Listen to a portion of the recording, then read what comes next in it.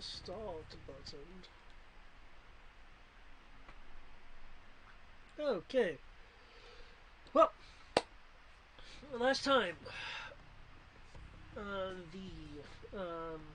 Maquis were able to get through the perimeter the perimeter defenses.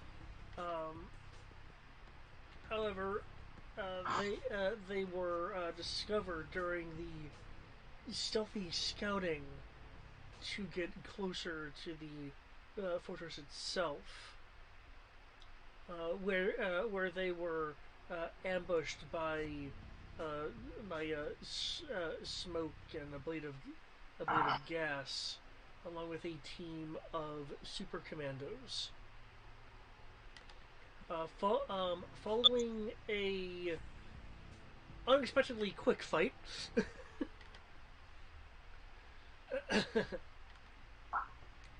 uh, one of them surrendered, and following the tenets of the old ways, has uh, joined your group um, via surrender and the request to do so. Um, for the players, you got a bondsman. um, which this individual was questioned to at least a limited extent. You have found out that this fortress is going to become a large-scale forge for what supplies of Beskar they do have before needing to move on to more local resources. And that there is a protector in charge. Not the protector that was at the First Order's forge. A different one. In addition, you have found that the Mandalorian of the Ursulanair has essentially um, convinced, roped in, it really kind of depends on your perspective on the matter, a number of Red Mandalorians, which I will need to be expanding to also Visa Mandalorians, because I got that part confused. Um, Primarily due to the fact that the threat of the First Order has not sufficiently been taken seriously as the threat that it is. Therefore, the planet, in this case Zenti, is has been selected to be taken over is a bit of a strong word. Occupied and as a as what one may consider a slightly softened version of the tenets of the Wrestling-Air, effectively the planetary population can either serve in some capacity. If you cannot fight, then you'll be given some form of utility task. If you resist or refuse, just going to be sent away in a ominous and generic fashion.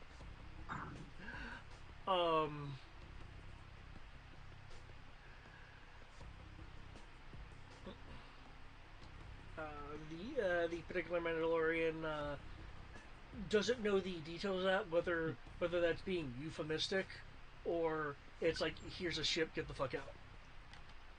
Which still wouldn't be good for any occupied planet, because then they're being forced to leave their home. And possibly not survive depending on supplies. In addition, your bondsman is under the impression that the Mandalorian of the Wrestlinger has just some other motivations, but he doesn't really know. The protectors are closer to the situation than he is. Bonsoir. Hey, you literally just missed the recap. Bonsoir. Well, how about this? If I may, David, to serve two purposes at once, Sure. I would like to say the recap and what to make sure I understand it. Sure, yeah. Okay. So the Mandalorian we're with is one or affiliated with the Rainier family in some way. Yes. With the Ren. Is it clan then house? It's House Ren clan. House Ren clan. Okay. Yeah. Is a member of House Ren. Okay. And he was investigating a different. Is it house or clan? In this case, it's a group of Mandalorians that are, at least several of the ones we've encountered, are also part of House Ren. Though David is also adding in some Clan Vizsla people because he keeps getting those two flipped. Yeah. Okay, understandable. It happens. But yep. So essentially, the Mandalorian we're with that we rescued was investigating these Mandalorians that have holed up in this area because apparently they have deemed that the First Order hasn't been taken seriously enough by other forces. So they've come to Zenti as a independent task force of their own and have effectively set up shop in the local area. And And they're now our allies. Not yet. You have No. one bondsman. As I say, we got one of them to defect by rule of bondsman. We are here to try and get the other ones to realize that their campaign is totally unnecessary based on how it was explained to us by said bondsman. Because obviously Zenti is taking the First Order seriously, and they are fighting back, so they don't need the Mandalorians to come in and occupy them to make them fight back. yes, because fun fact that we learned from the bondsman, the Mandalorians are effectively saying, accept our rule or don't. If you can fight, great. If you can't, we'll give you utility tasks. If you don't, you will go away. The bondsman wasn't sure if this was a euphemism for firing squad or things of that nature, or if it was being shipped off planet. Either way, they are a obstacle that needs to be taken care of. We're trying to decide if they can be persuaded to stand down, or if we need to make trouble. Well, I'm going to try and persuade them to stand down, but if they don't, we'll have to treat them like how we intended to treat them when we first got here before we learned what was going on. Kill them all. Would that be a fair recap? Yeah, that would be a fair recap. See if there's any, concerning this particular situation. I think there's some additional intelligence on the matter, but I don't want to necessarily bog down Mm-hmm. everything by it. I'm just gonna double check something real quick for me.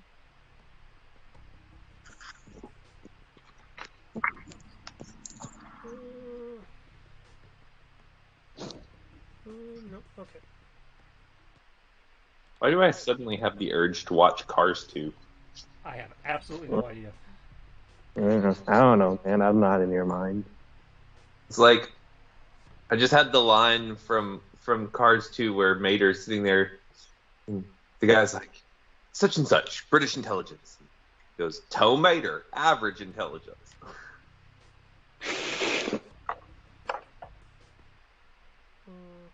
I will say, kind of tangentially, that the wrestling era was also mentioned in Korinsk's thoughts when he was mind read. That was the protector of the part of the Forge. Yeah.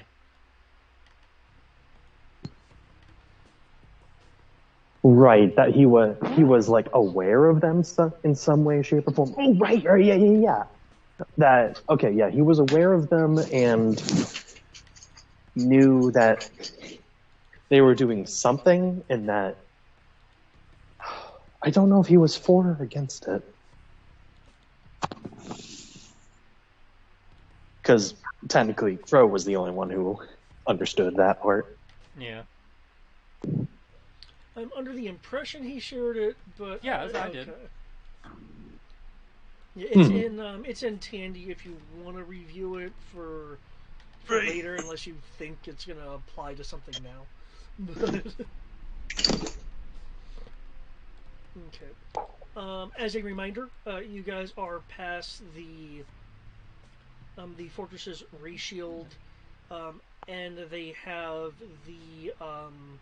and you are behind the echo base style anti-personnel turrets. That being said, they can spin to face you, if the need arises. But as mentioned, you guys are at a stairwell that will lead into the into the side entrance of the fortress. Yep, yep. Okay. And yeah, I believe that's about where we ended it. For Matt specifically, are you familiar with the concept of what a bondsman is?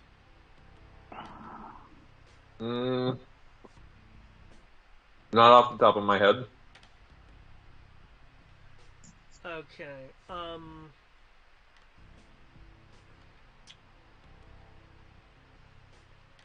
Basically, and the people with more experience on this can correct me. Um, uh, because you guys defeated him so soundly and without doing like what he would consider dirty tactics. Um, he's essentially a servant warrior, now serving the side that defeated him. Okay. Um, while he is honor bound to do what you guys say, I will warn you that if his position as bondman is abused, it is not dishonorable for him to GTFO. So he has to be treated with respect.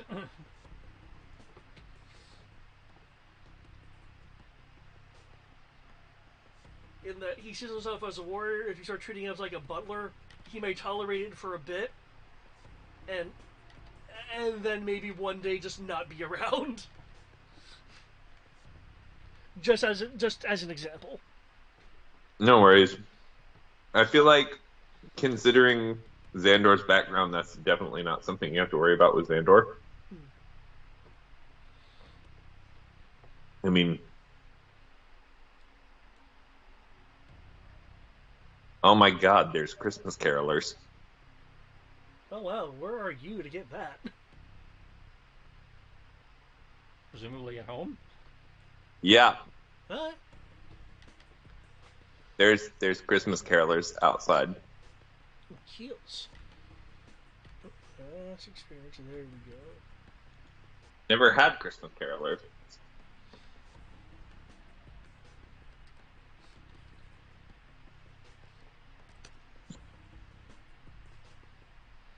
Okay. Are there any particular questions, either about the recap or the current situation?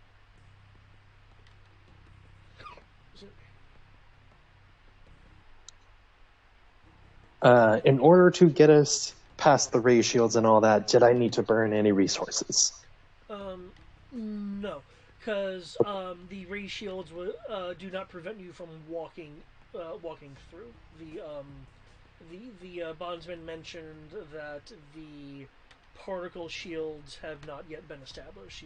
So it was more a matter of not being seen. You could physically walk through the shield. You just can't fire energy through it.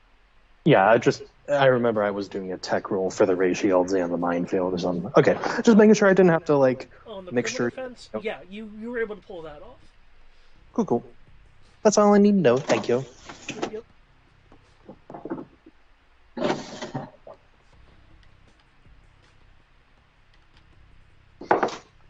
And that is all my questions. I'm still just mind blown right now that there's Christmas carolers.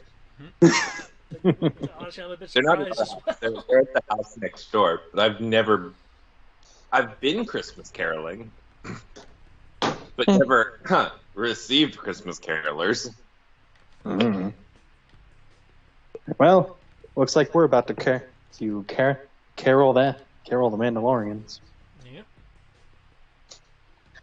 Carol. Oh, good man. Mandoa, won't you join us, please? Stop being dickbags. Join us, From please. last time still on file,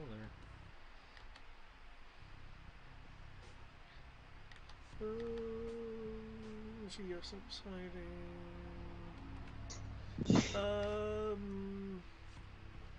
Sneak 45, 31, 24. I mean, obviously the people who weren't here probably need to roll one. But... Yeah. Okay. There's. Okay. Then there's yours and Quillian's. Okay. Yeah. Okay. Yeah. I still have all of them. Except for of course Rory's and Zendor's. Okay. Un momento, por piacere. Are we getting any bonus dice? 1 second. Just making sure you do it Yeah, right. you get Tandy, and we were getting plus 2d6 from somewhere.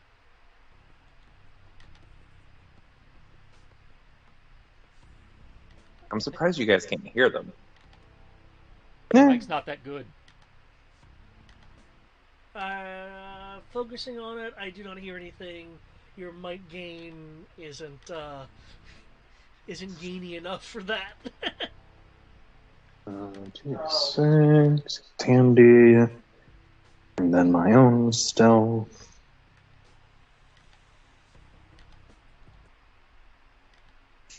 Okay.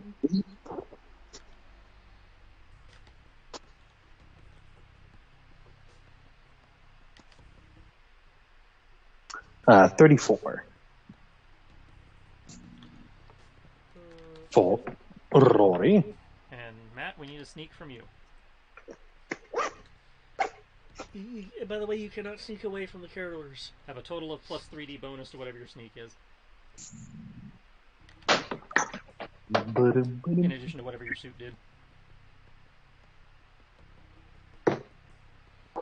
They have bells. Neat.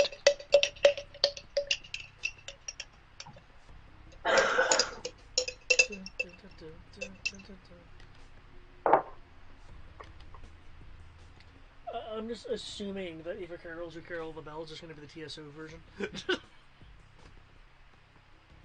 Oh no, we're gonna get copyright striked.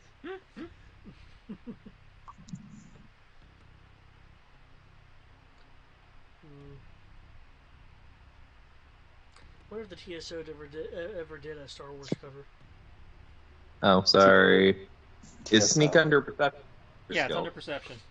Yep. Again, you're getting a 3D bonus? Yeah, 3d plus whatever your suit does. What's TSO? Trans-Siberian Orchestra? Yep. Oh!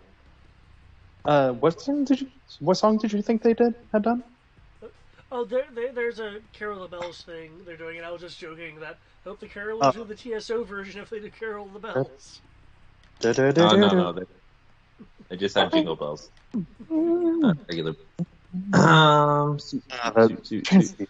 They're so cool. At the holler shot. Because you have the infiltrator armor, you might get additional bonuses. I don't think it actually does.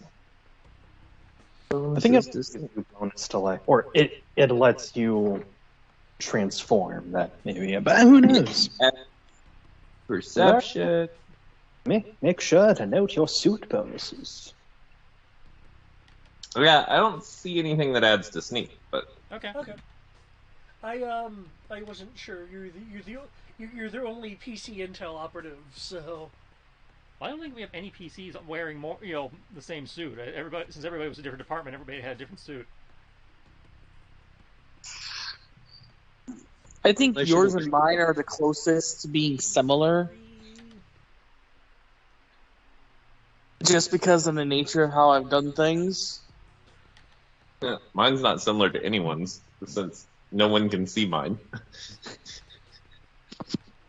Yeah, but I was talking more for Tristan when he said everyone's is unique. We can totally see yours when it's on. I mean, when you don't have the holo projector on. It's still body armor. It's obvious.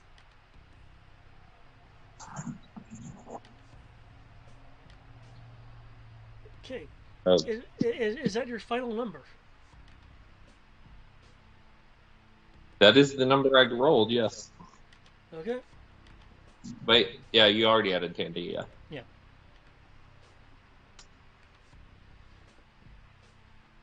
Yep, okay, that includes all your bonuses? Yep. Cool.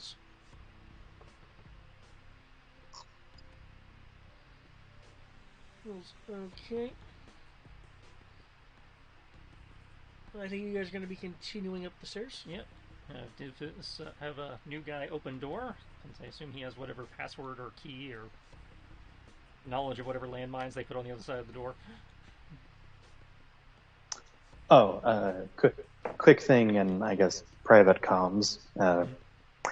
Did we come up with some kind of catchphrase or anything like that of pull out your guns, we're making trouble? No, didn't have a code phrase for that. You want to come up with one? Oh no, just making sure we didn't have one. Is hiding out in the trailer. But if you want, we could just say slag it. I don't know. Slag them. We're dealing with Mandos here. They're not exactly known for their subtlety. If this goes sideways, we'll know it. Xandor, as you're approaching the stairwell, you will hear a magnified voice. Sounds like it's coming from sounds like it's coming from a speaker. You. Damn it. Yes?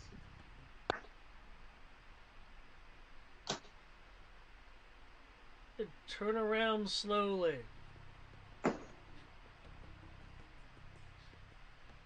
Well, it's only him at least. Immediate botch. Turn around slowly. Okay, the voice is coming. Oh my gosh, it blanked out on me. Okay, it's coming from this tower right here. Can you shift ping it? Oh, shift ping? Sure. Yeah, shift ping. Oh.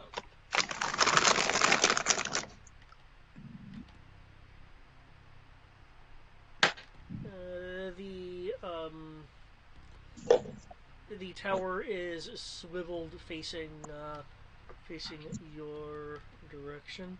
Let me actually now bring up the stats for that tower. There we go, right there.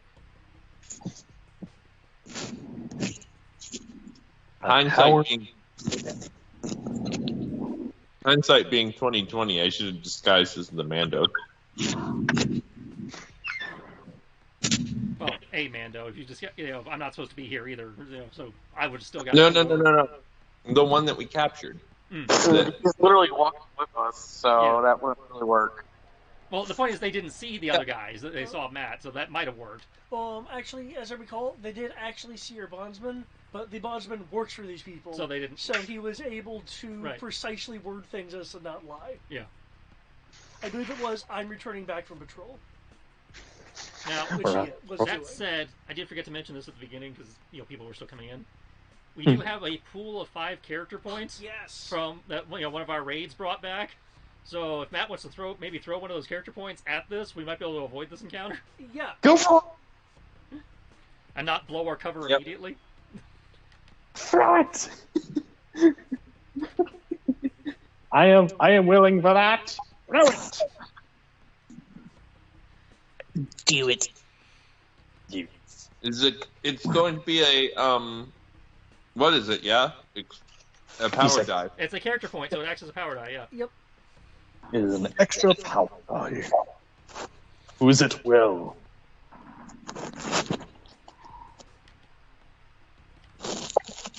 So 36 total. Okay. That exploded. Well, this encounter doesn't happen, and nor the last 10 seconds. It's like, hey, you! Yeah? Never mind, go about your business. Yeah.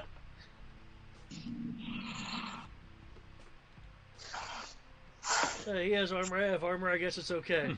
Move along. He has armor.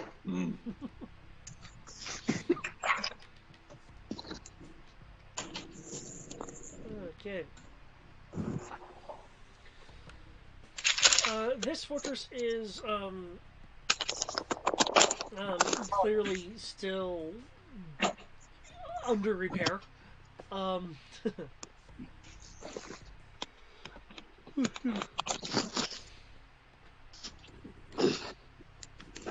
Please come back at a later time. This area is under construction by Imagineers.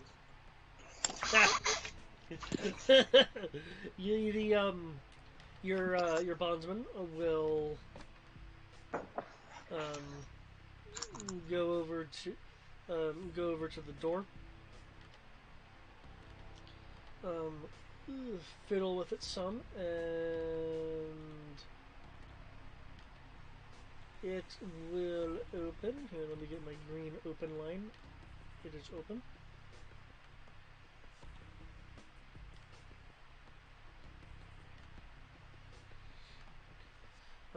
You guys are aware, via your bondsman here, that there are, super commandos inside. Mm-hmm.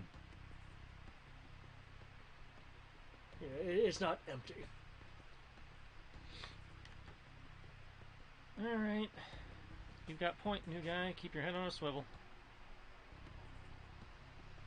Understood. Xandor immediately goes to point, and then it goes, oh, wait, that new guy.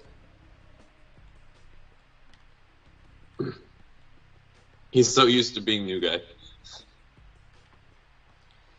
Initial area is clear.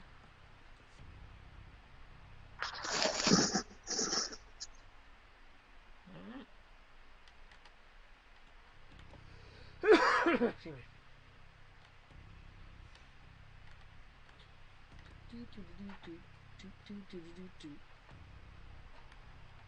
In we go. Okay, feel free to move yourselves past the green lined open door.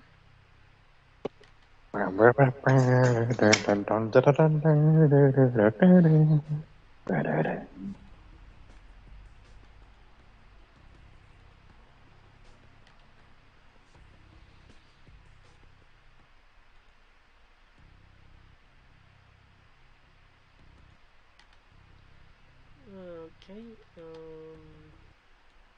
Gim will move in. Birkin will move in.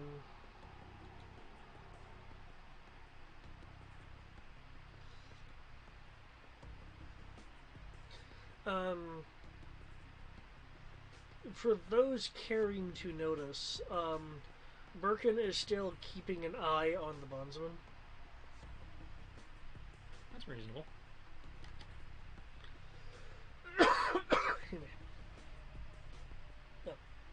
Okay, I will move the people who cannot move themselves. Okay. The initial area that you guys are in will have um, a short corridor to the west where there's another door.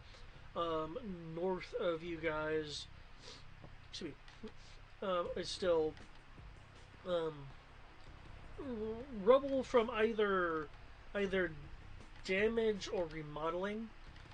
You are seeing a variety of tools that have been left up against the wall or leaning against the rubble. Um, the equipment appears to be of first order make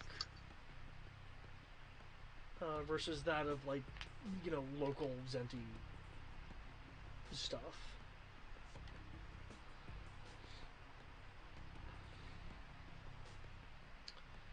Um, the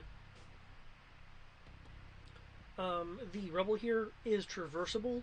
It will, however, take an action and a climbing roll if you're not using something like your jetpack.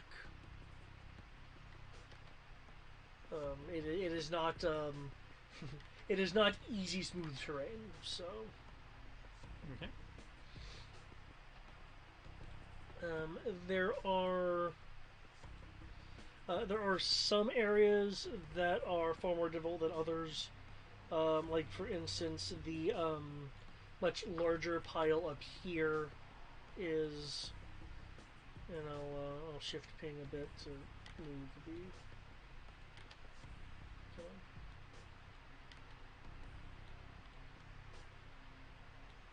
There we go.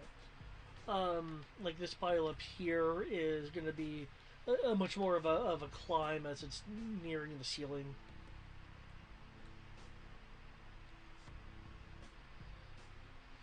Alright, where do you think the Protector's hanging out?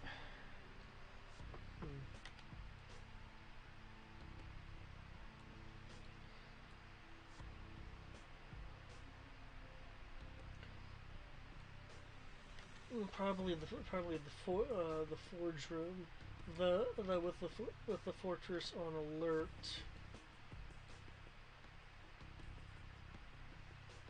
He could also be. Find.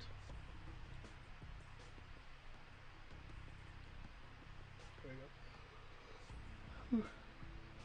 we go. He could also be in the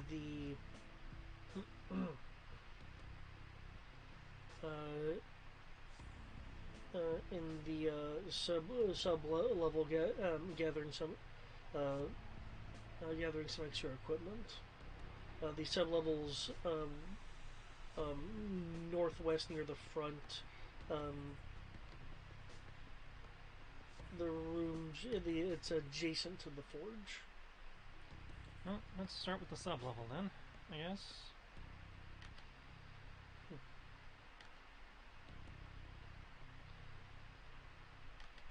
There are multiple ways to get there. Do you have a preference? Whichever one's least likely to have traffic.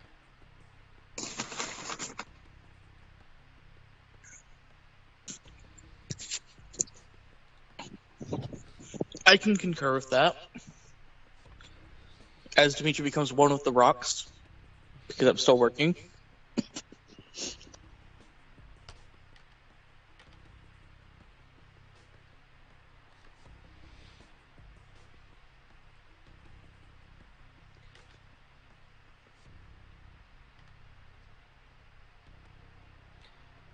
Okay.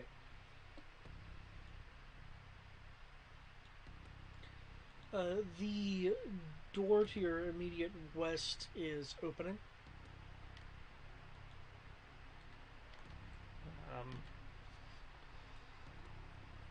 Immediate west, so that would be this door. Yeah.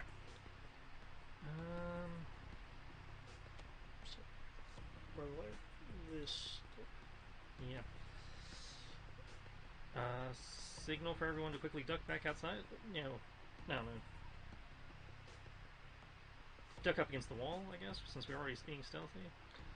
Okay. They have no reason to look outside, right? Look towards the outer door, right? Yeah, feel free to use a regular amount of move to move yourselves to a different location if you'd like, unless you just want to engage whatever's on the other side.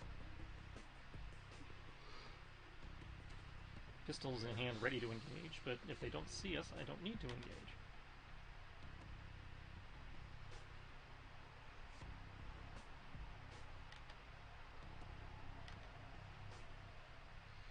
Don't know what other people are doing though. Yeah, that's kind of what I'm waiting for. Oh, I moved back around into the hall, the outside hall. Okay. Where's Quinlan going? Quinlan's with me.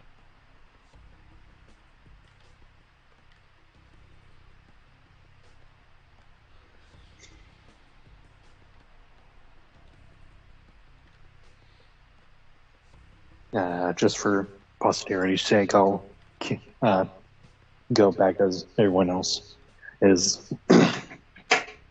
Because don't want to get caught.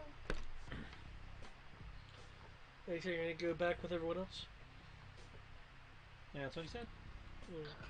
Correcto. So be right there, though. Really should up like some kind of miniature camera thing, because would it be good to know if someone is who's coming by? Because who knows? Could be the protector, and we could just solve this right here now. Well, I mean, it's the door right there, so if he is coming by, we'll see him.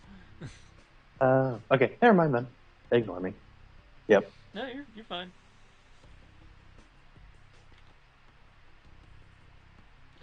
Hey, coming through the door is a super commando.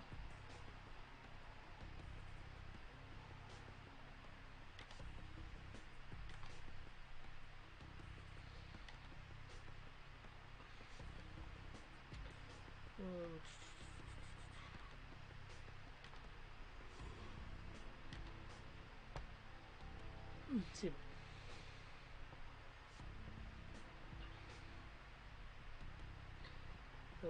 They have their carbine out. They're looking around. Cool. And so you said you're kind of like right there, ducking behind the flat against the wall, relying on my camo features to try and hide me. Okay, does your stealth include your camo features? The stealth roll, yes. Okay.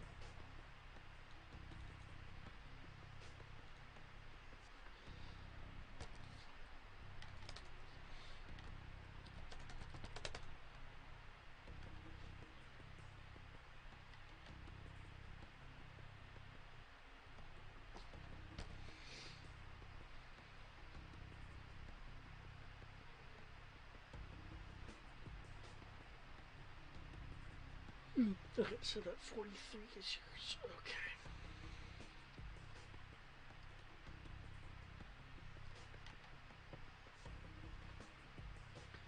Okay, the super commander will look around. Presumably, thanks to your camouflage features, not notice you. Awesome. Though they did roll a 36.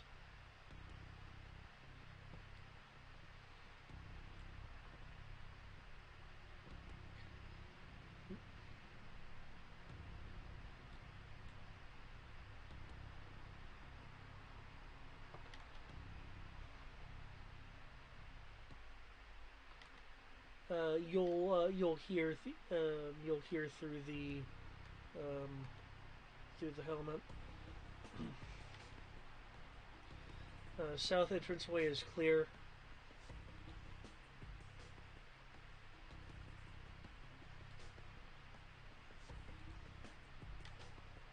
That's right. You see nothing.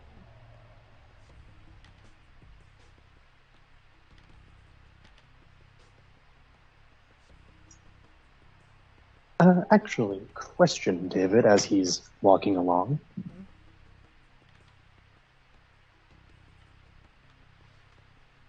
Yep. Hello? Yep. Oh, yeah. Okay. Have we considered getting into their comms. In theory, we can do that thanks to the guy we captured. Oh, never mind then. I mean, we haven't, we didn't bring it up to do that, but I'm just saying Yeah, we don't. he has comms. Okay, yeah. No, that's fair. Okay, continue. So yeah, if we want to get onto their comms, that we can totally do that. Yeah. If you don't tell me you're doing it, then you're not doing it. So yeah, it's a good idea. We need to do that. Let's once this guy's passed, let's tie into their comm net. Yeah, let's go. Yeah, Rory will actually start setting that up. Okay, decryption. okay.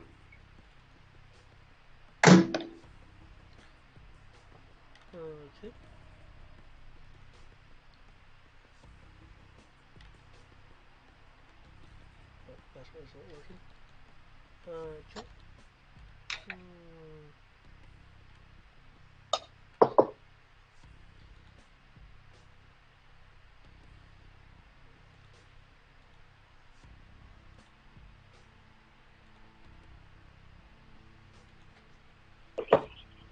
Let's see.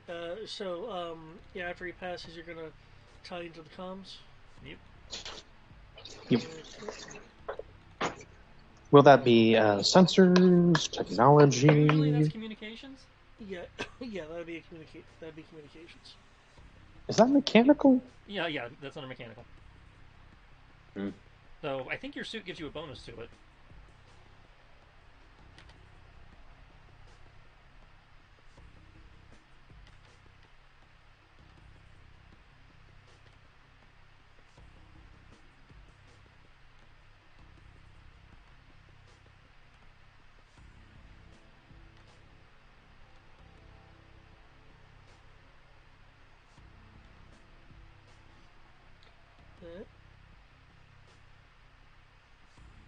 Whenever that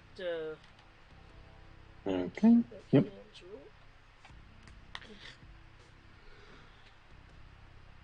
32. Ooh, oh, plenty. Okay.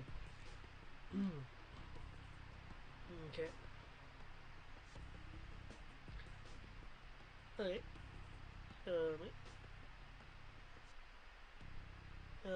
What you'll hear through the enemy comms is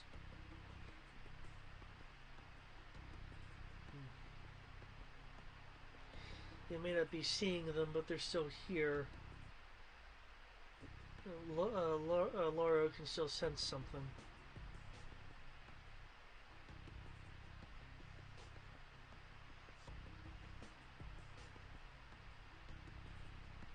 Since Rory was probably the first on comms, he'll put that through to Bro. Apparently they've got someone possibly force sensitive on here named Lauro. Says they can sense us. That's just what we need.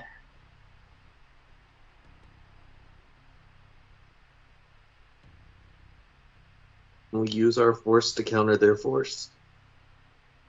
Cancel each other out. Is that how that works? No, I'm just kidding. That's not even close. None of us have that power. We could have brought Kyrendon with us.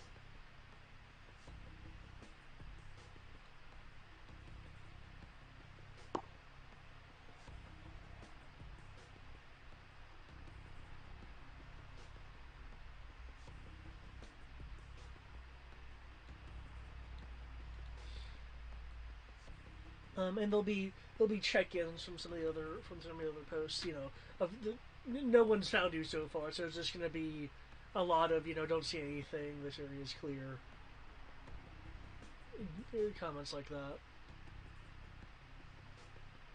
that. There is also a small contingent that has been sent out to the initial intrusion zone, given that that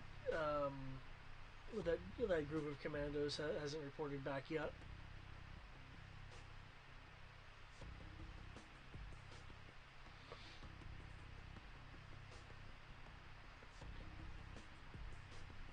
All right.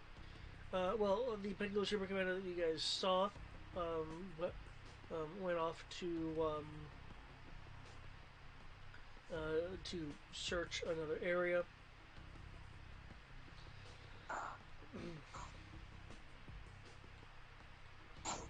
Okay.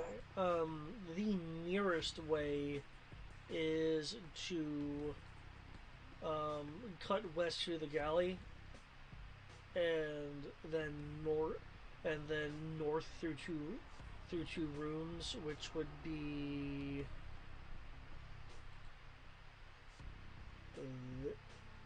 Oh, you can't see that.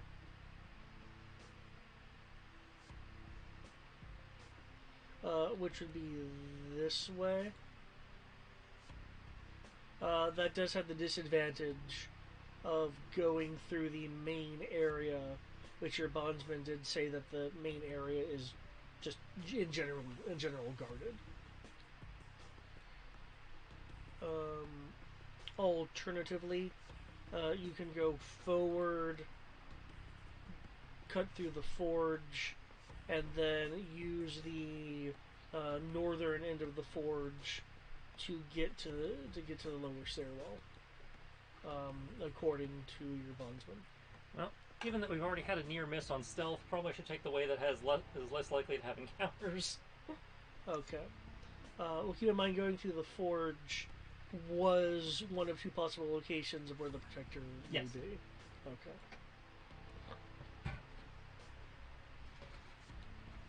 So at that point, we're crossing two birds off with one, or killing two birds with one stone, really. Because we're confirming he's not in the forge, and if he is in the forge, then we found the guy we're looking for anyway. Okay. Okay, you're... And I'm going to put a green dot on him.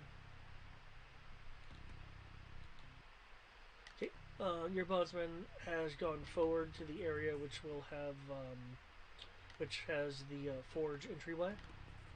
Ah, there he is.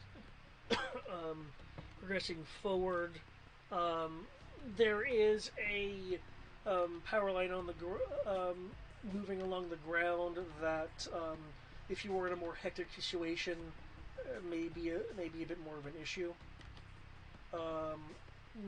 North, there is another power line, and you can see a grouping of supplies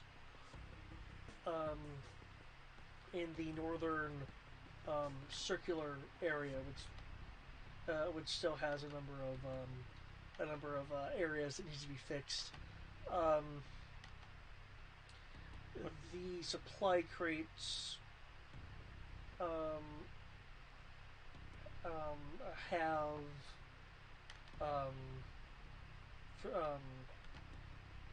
have first order symbols on the crates. Take a minute to check that out, see what kind of party favors they've got here. Okay, who's going to be looking? Usually Rory's the guy to open boxes to make sure they're not trapped and or identify what awesomeness is inside them in terms of what they might be used for. So, assuming Rory's up for Using. it. Yep, use sensors and check for traps. Okay. Xandor, is there anything that you're doing in particular? I don't think anything yet requires my skill set, so mainly standing aside and awaiting orders. Well, obviously keep a lookout. Okay.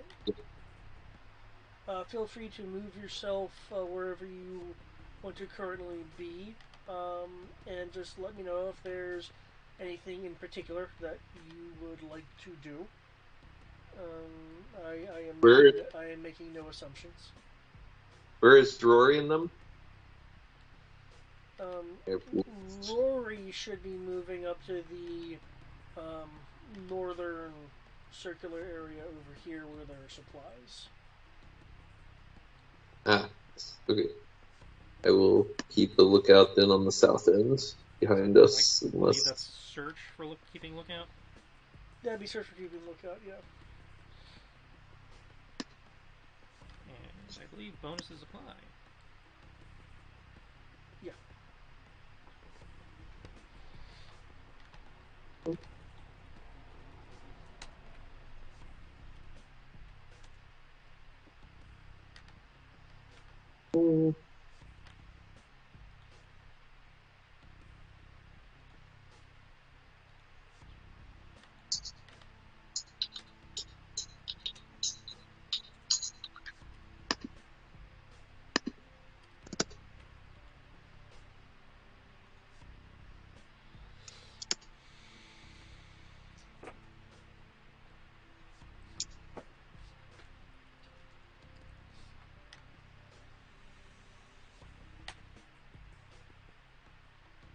Just confirming, sensors pull you. Yeah, you can if you want to utilize your sensors to scan through the boxes, you can go right ahead.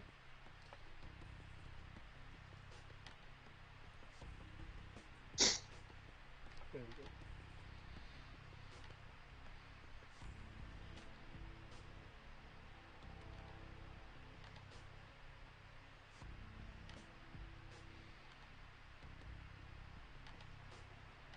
we go. 28. 28.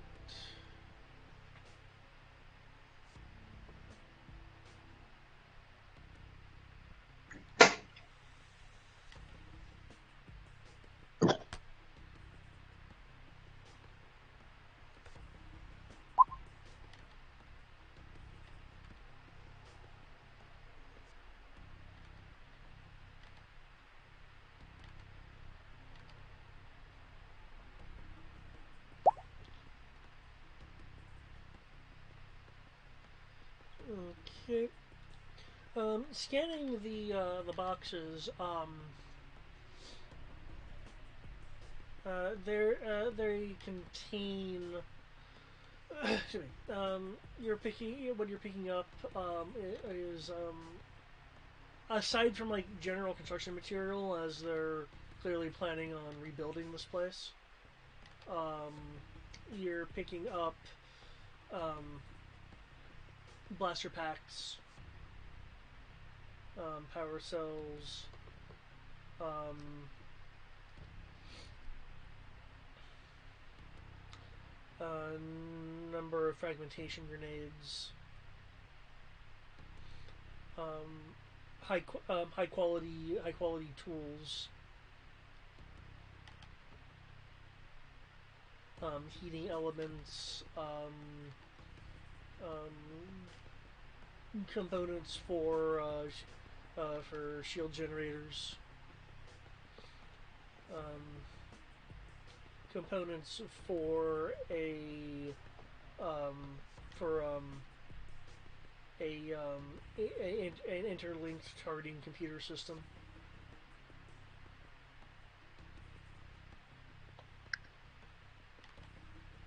So all stuff for setting up shop permanently. Mm-hmm. Setting up shop and getting themselves armed. Yeah. There are also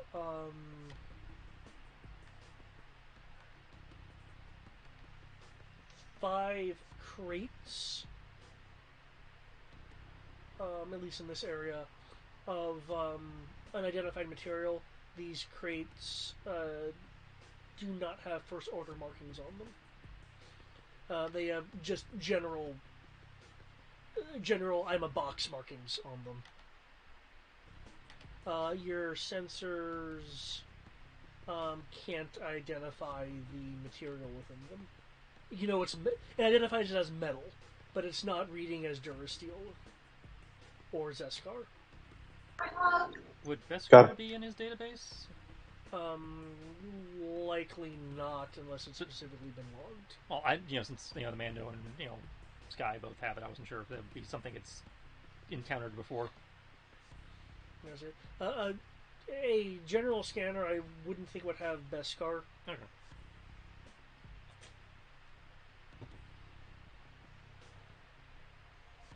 Well, it was less a question of does it have Beskar, and more a question of does he recognize the signature, with his geology skills, and/or having used the scanner in our presence before, so he's probably detected us before.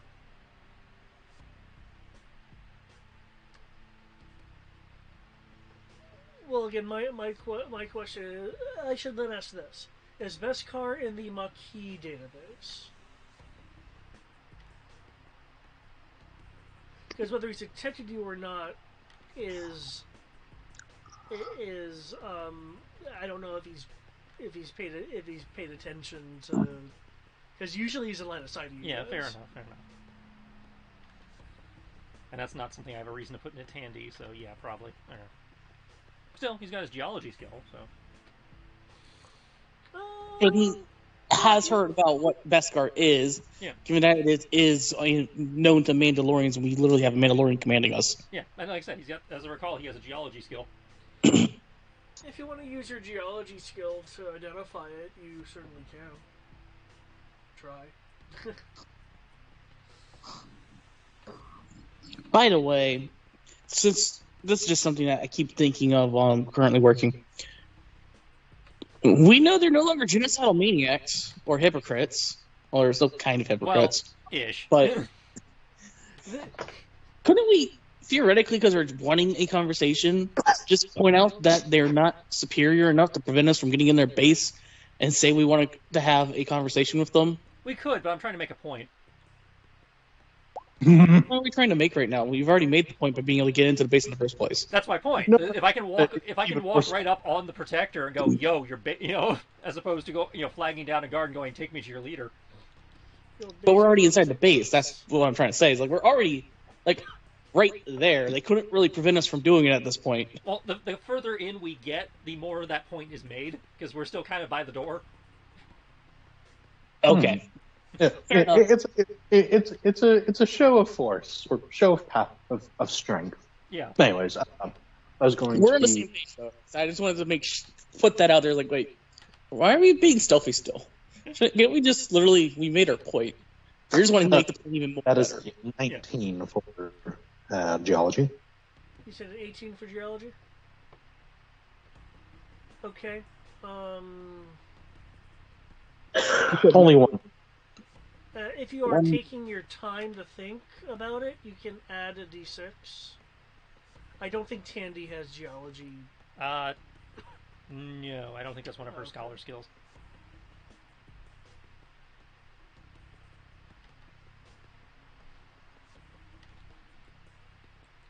Okay. Also, Xandor, you said you were on the lookout. Did I miss a search roll? Yeah, you rolled it right before I did, the 32. 32? Okay.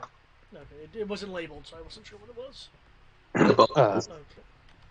Okay. Rory will ask, you want me to try identifying it, or do we want to keep moving on?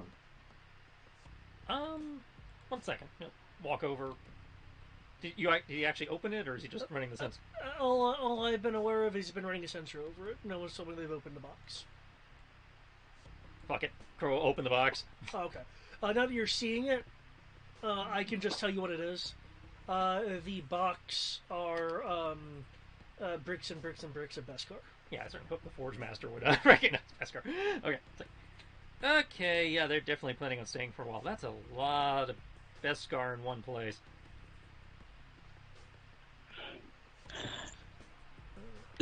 That is very tempting.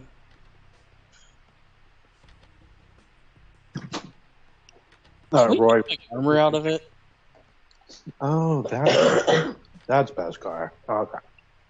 Yeah, that's what it looks like before I get my hands on it. And he'll be like, shall I add it to the database or no? Well, I mean, it wouldn't hurt to add it. Yeah, he'll just label have like Tandy label the readings as Beskar. Okay, cool.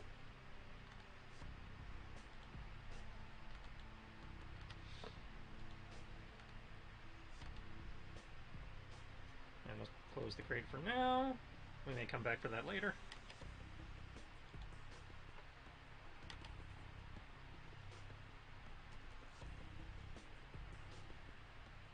Onward. Okay. Just to confirm, Xandor, you've been keeping on watch. It sounded like the commando in the further adjacent room went north, probably to investigate other rooms. Okay, I will pass that information along. Alright. Keeping an eye on the Soliton radar. And by that I mean generic sensor pod. Okay. Okay.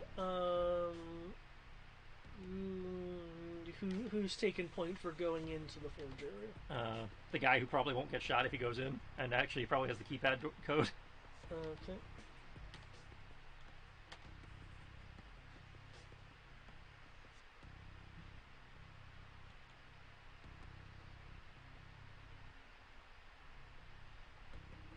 I swear I'm not using him as a meat shield. Okay. Do you guys want to position yourselves at all, or is this kind of how you're clustered?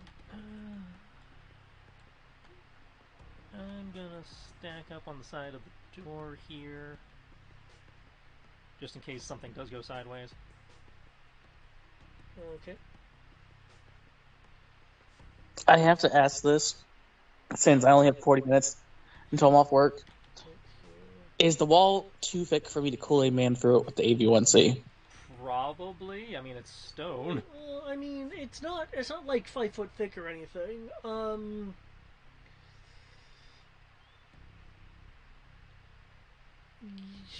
What's your lifting? With the I have 5D plus 1 in all strength-related skills. 5D plus 1.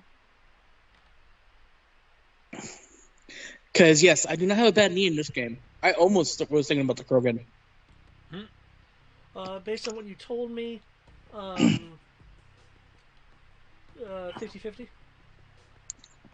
Okay. Don't mind me then. I just wanted to make sure if it had to come down to it, I'm Kool-Aid Maning through the wall. Yeah, because you said you had you said you had 5D plus 1. Effective lifting. Yes. Okay, then yeah, about 50-50. Well, hopefully it won't come to that. I don't want to walk up into some guy's house and then start smashing through his walls. That's just disrespectful.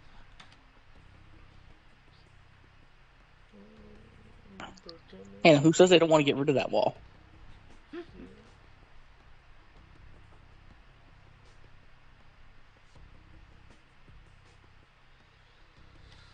Okay. Xandor, is that where you are?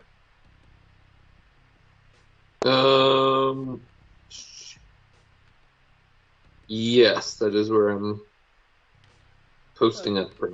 Okay. Can Crow and Xandor roll me sense? Uh-oh.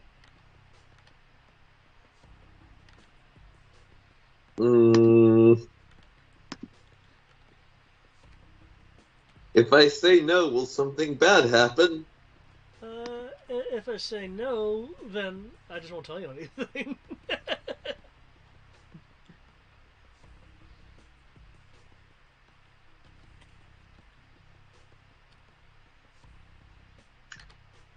Boom! Oh, nice. I'm finally getting good at this.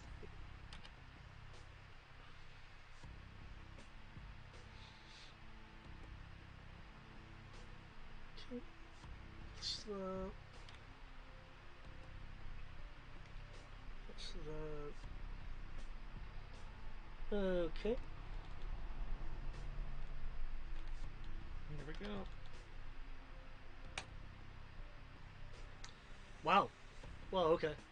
Nice. Okay. The two of you, as your bondsman is going to open the door, you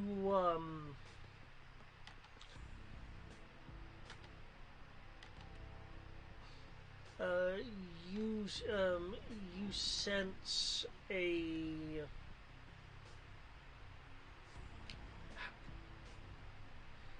you sense more of a danger to the group. It's more indirect because neither of you are actually opening the door.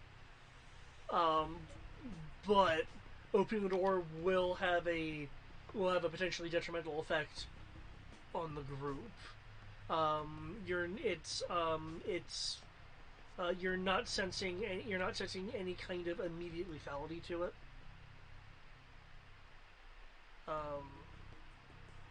Just that that opening the door is an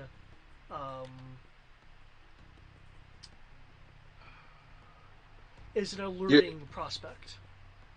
You're right there by the door, yeah? Yep.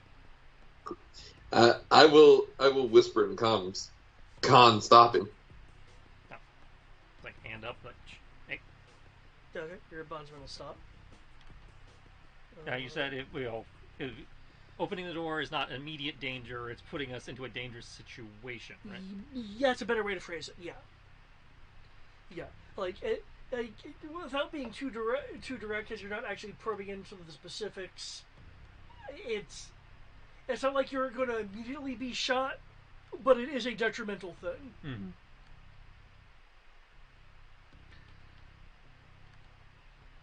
Okay.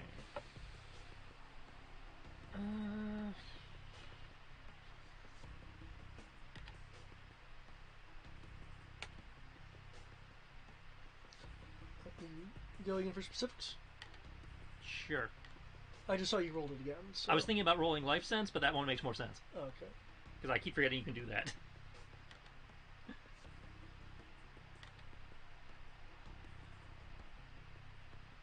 Wait, why'd you reroll sense? Because I'm going in for specifics on the danger sense. Oh, okay. Okay. You sense,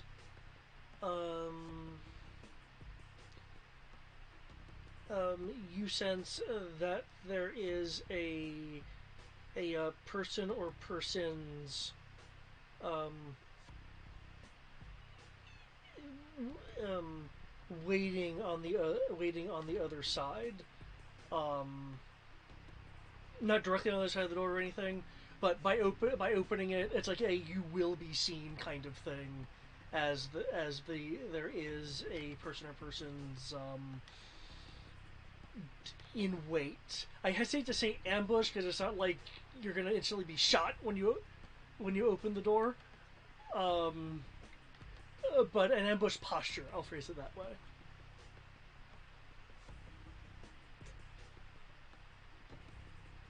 Person or persons. Well, let's get a little bit more specific. Okay, even with a 1 on the power die, Is that life sense? that would be enough to activate life detection. Sorry, life detection. Yeah. And these are 1 meter squares, so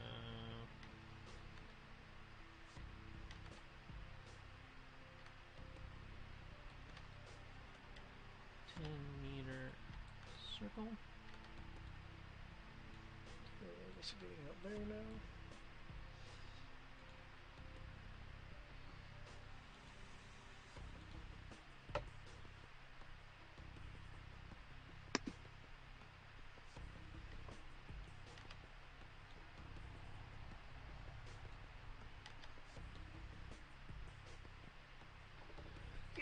You are detecting 2 life forms, represented by the question marks. 1 in the rubble? Yeah. That life form is while the rubble is high, they are between the ceiling and the top of the rubble. Which means they, in theory, can see us.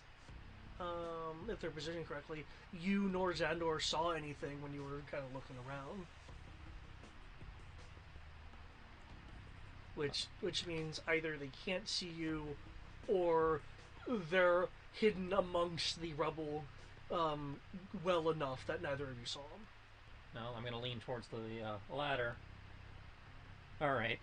There's somebody on the other side of the door that's on alert, so I don't know if you guys have a procedure for not getting shot when you open doors inside your own base, but if you do, you might want to...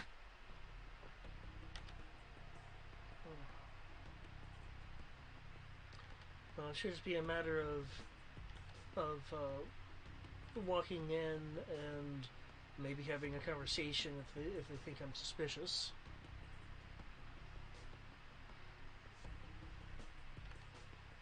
As far as they're aware, I'm still on their side.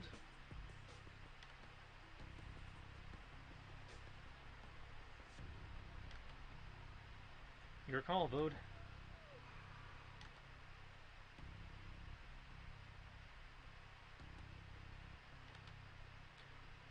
Okay. When he's gonna start going for the door. When he goes for the door again, both yourself, Crow, and Xandor sense the same kind of danger as before. Again, they're on alert again, so be careful. Well, the fact that it's going off, even if he's opening the door versus you guys, would be an indicator to the both of you that They're going to shoot no matter who opens the door. That's something somehow something's going to be up, even if he opens the door. Okay, so I'm going to hang on. Confused helmet just a second time you stopped him. Just pull him back around the corner. Get stack up. We're going to be smart about this, since apparently whoever's on the other side is paranoid as all hell.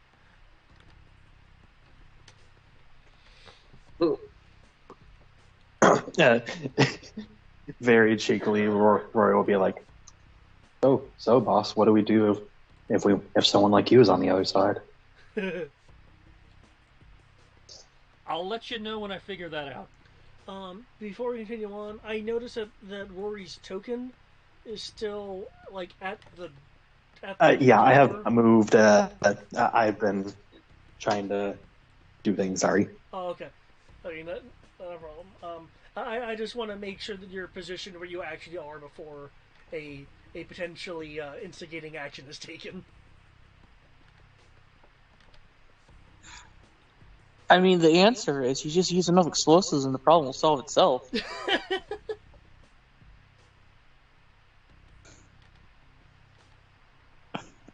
I mean, am I wrong?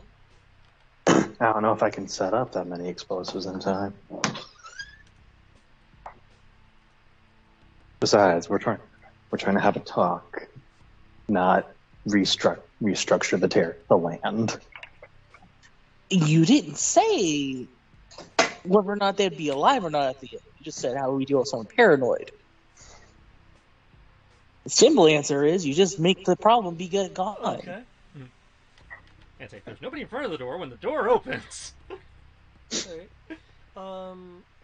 Let's see if that sets it off. Any kind of preparation for this, or are you just Again, stacked up on the sides of the walls, hopefully not in the blast zone of anything that, any claymores that we may, or, other directional charges one may set off when opening a door. Okay. Okay. The door is open. Can I get a perception roll from people that are near the door? Okay. With usual... Hearing. Hearing, okay. So no sensor button. Well, actually, that applies to everything, so... The generic sensor pod can do anything! Damn. I'll let that's what it says. No, I just find it funny.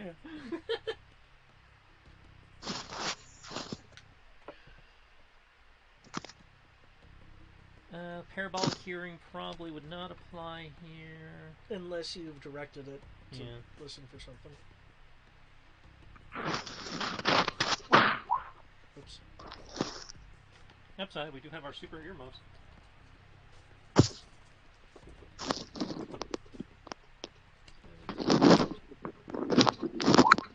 Oh, that's horrible.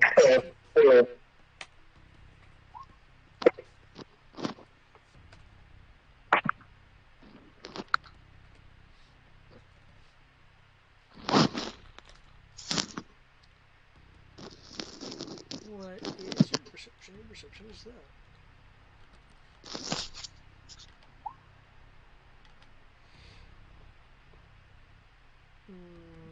Okay.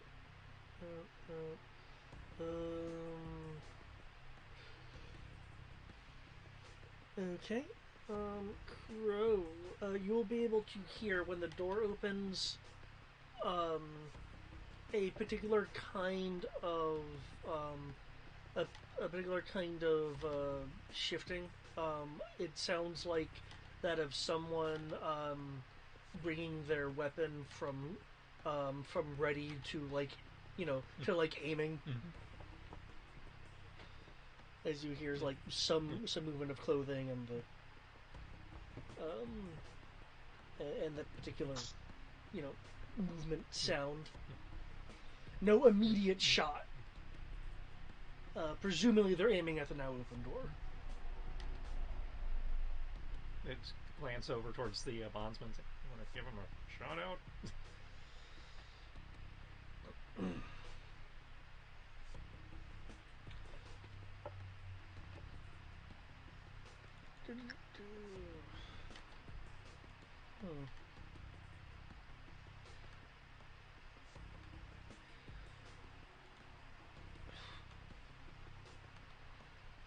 It's Denaric.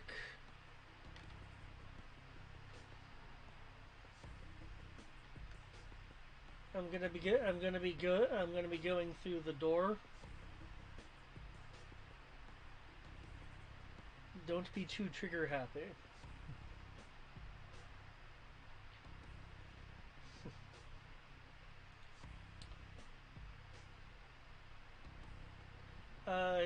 You will, all of you will hear a voice return through the door. You don't need to step through the door, Denaric.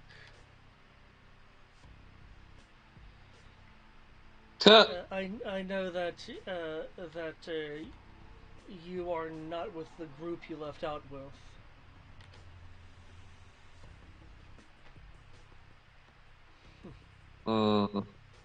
One of these is the Force user.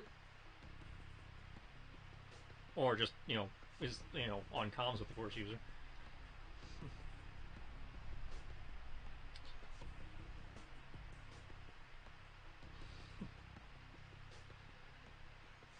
So, care to explain to me what happened?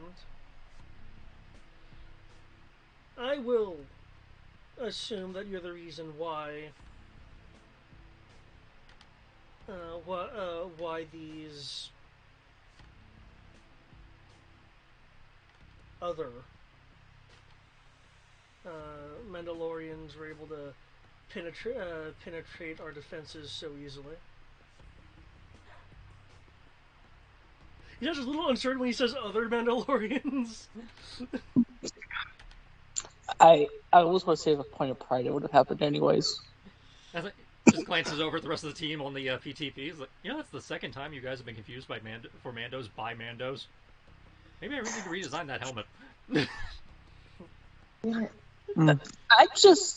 I'm clearly wearing not Mandalorian armor. Not fucking Just shooting. the helmet looks Mandalorian. Right, and that, It's clear in the Mandalorian style. It's like other Mandalorians. He's clearly styled. But anyway, when we, Rory will chime in. When we get back to base, maybe we can look up some old Zenti warrior helmets. Pretty sure you should try some there. But anyways. second.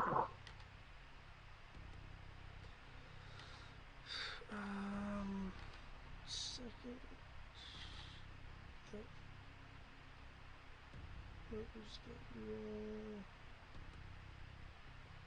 was that roll? Okay.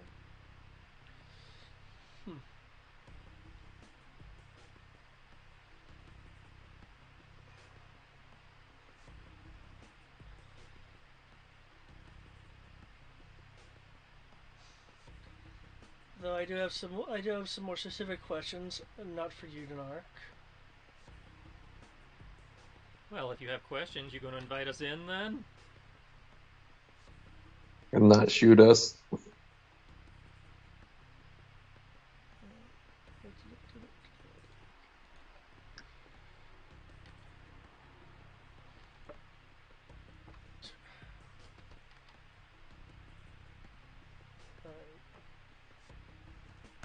Remember this being a lot more easier to navigate. That's not him, that's me.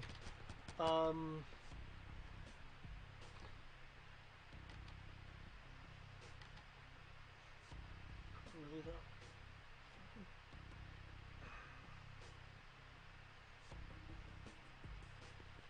Oh, did they? Oh, those dicks. Hmm? No, there it is. Okay, I think they restructured the language dictionary on me, and that's what's throwing me. Okay.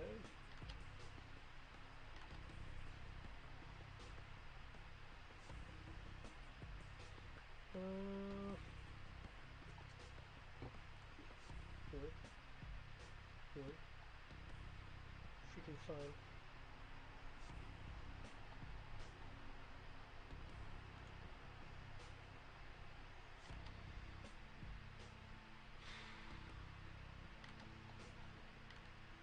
Sorry, guys, 1 second.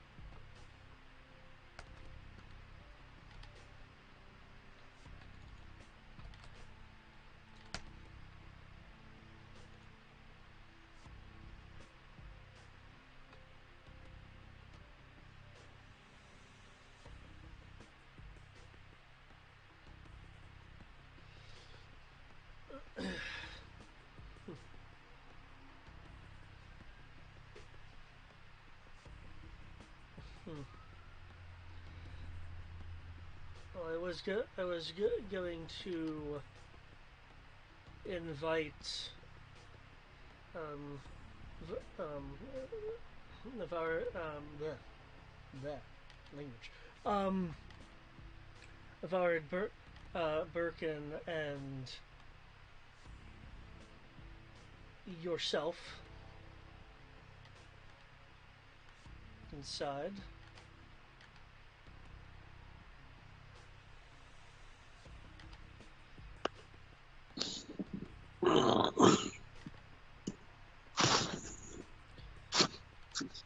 So the two of you can come in. I'm uncertain of the exact status of the others, given what they're wearing. I mean, they are with me, but I don't know if that's enough for you. They'll behave themselves, if that's what you're worried about.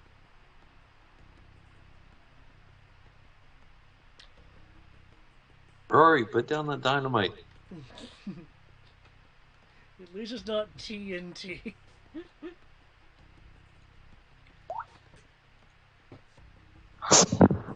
Don't make me go get the barrel.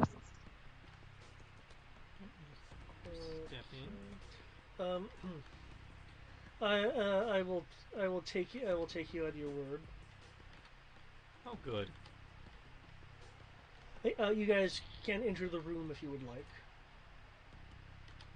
Oh, we've been invited in. Yep. Yeah, he's taking the con's word. As well he should.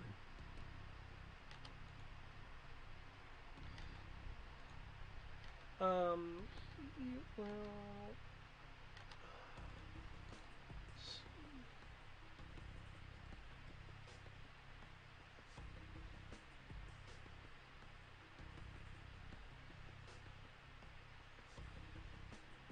I guess I need to behave. I do not have current control, but Roy will slowly make his way in, gun at ready, or gun out, but pointed down and at ease. Xander will make his way in too, and have his helmet folded back. oh, okay. So I'm not wearing my helmet. Okay. Unless the con caught it out the corner of his eye and said, "Put your fucking helmet back on." I mean, if you want to risk getting your head blown off, that's not on me. I figure that shows them that I'm not here to fight. No, it doesn't. Oh, well. Yeah, Man in Orange is gonna go, oh, unarmored target. Let's just shoot that instead. And say, we That's assume fine. you're here to fight at all times, no matter what you're wearing. You can assume I'm here to fight. But it oozes. I'm going with the fact that it oozes confidence in my position. Okay. Crow, you will notice a slight shift, which you recognize as a designation of like pointing out a direction, and you'll hear him say, "Oh, here." Which there'll be some movement on the rubble behind you. That time you came out of there. This will come out of the rubble. Oh, you got one too.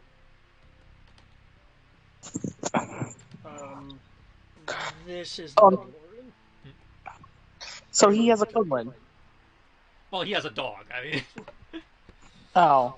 That's less impressive. Yeah, you need to make an alien species roll because it's not native to Senti.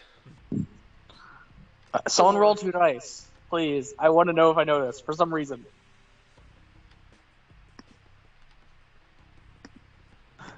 Also, this is not some kind of Mandalorian beast that I would get a bonus for.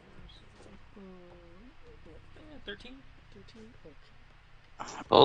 Hold on.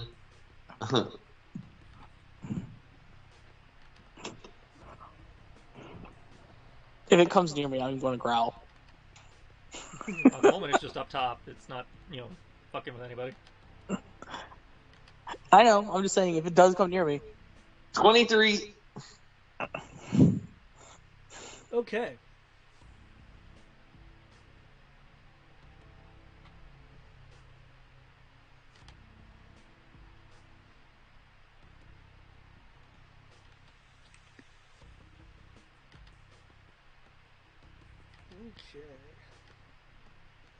That is a good roll.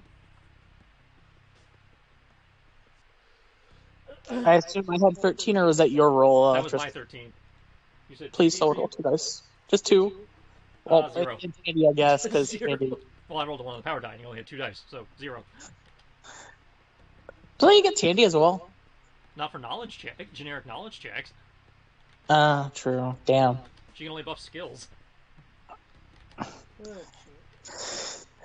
Oh well. I mean, she could roll alien species herself, I think, but Yeah, if you want her to. I mean, Matt already probably made it, so I'm not. No need to steal his thunder. I just wanted to know if Dimitri just randomly decides to know it. Dimitri does not know it.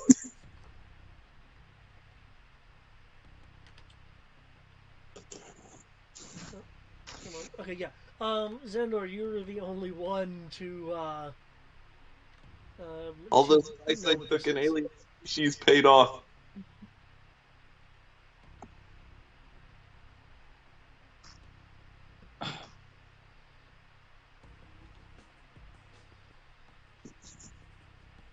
Okay. Come on. Sorry, my computer's being slow. Probably have a Windows update.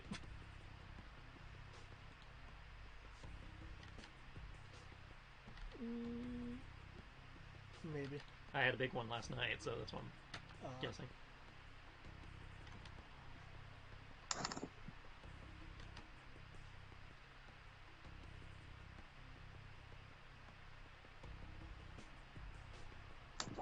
Okay.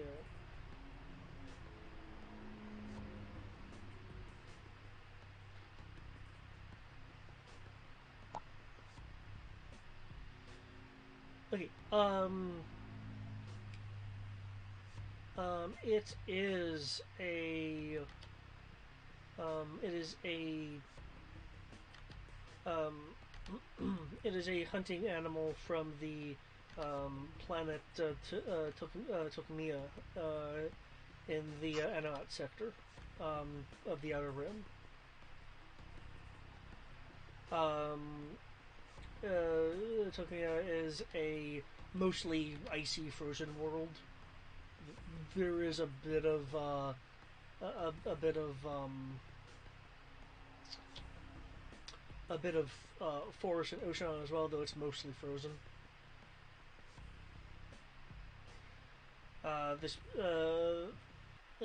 This particular hunting animal is adept at stealth, preferably blending into snow, which there's none around here. Excuse me.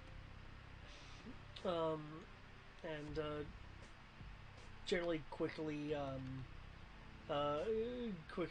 approaches to sneak attack its prey.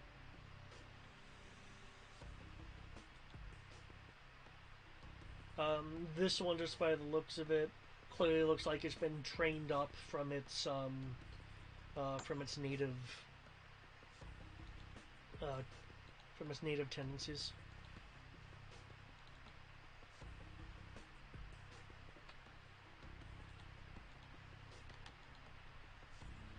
Oops.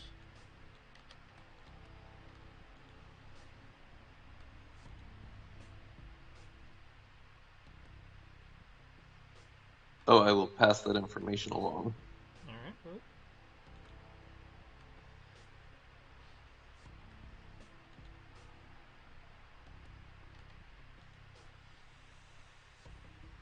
So he's got a snow wolf. I've got a jungle wolf.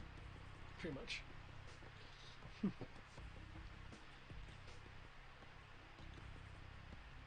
He's an armorer. I'm an armorer. We got so much in common. It's Is he trying to become He has Batman? Of course. he has a he is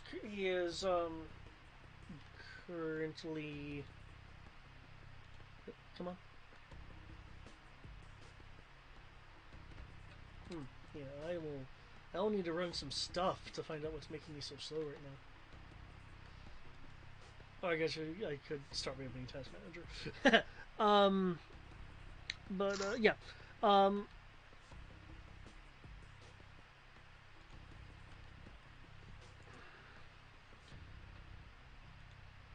what what you'll see what you'll see in his hands is a excuse me, is a modified. Looks like actually a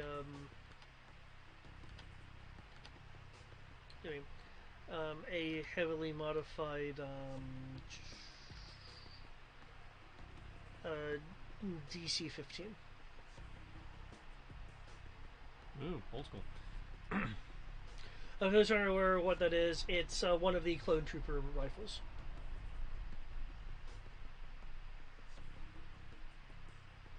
You mean the actual rifle, not the carbine? Apparently. Yeah, it's a Blastech DC 15. Whoa. Oh. Yeah, it looks like it's modified with various sights and scopes.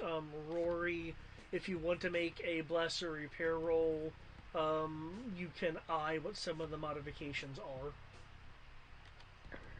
You know what? I'll give it a shot.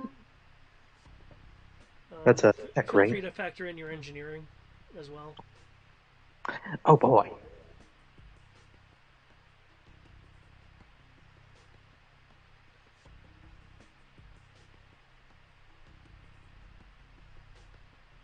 $41. Okay. It has been modified to have to have roughly 30% extra range, judging by some of the modifications you're seeing that go into the barrel of the weapon itself. Excuse me. Um, it's You're seeing some modifications around the blaster pack area, um, which seem to be some extra power nodules. So you're looking at, given the number of them that you're seeing, maybe a 25% MO increase. In addition, you're seeing something a bit more obvious. It is a WITS link to it's a cable running from the weapon to the side of his helmet. Though it's bundled and looks a bit more robust, so the link itself looks modified. Okay, Rory will kind of quickly say stuff like increased range, increased ammo capacity, and widths. And a widths cable for those who can't quite tell.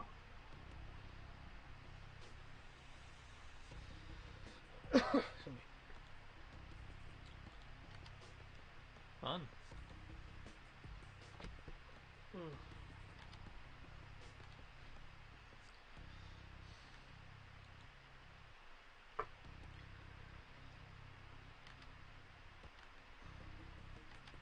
I'll give you credit, the credit, Denark, that you have not turned traitor, but something else is happening here.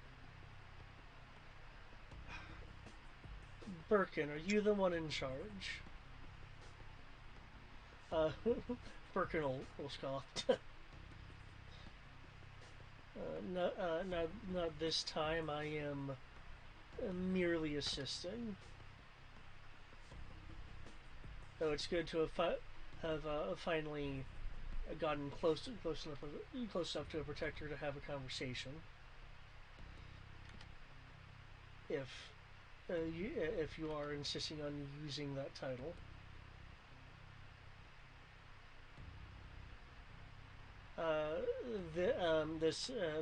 This protector will look slightly amused.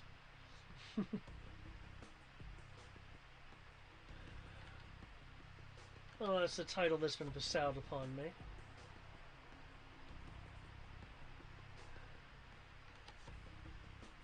Given the rest of you, I'll assume that. See.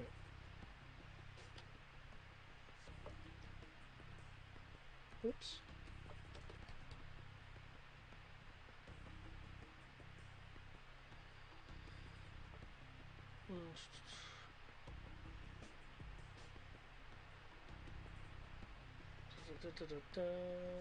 Sorry.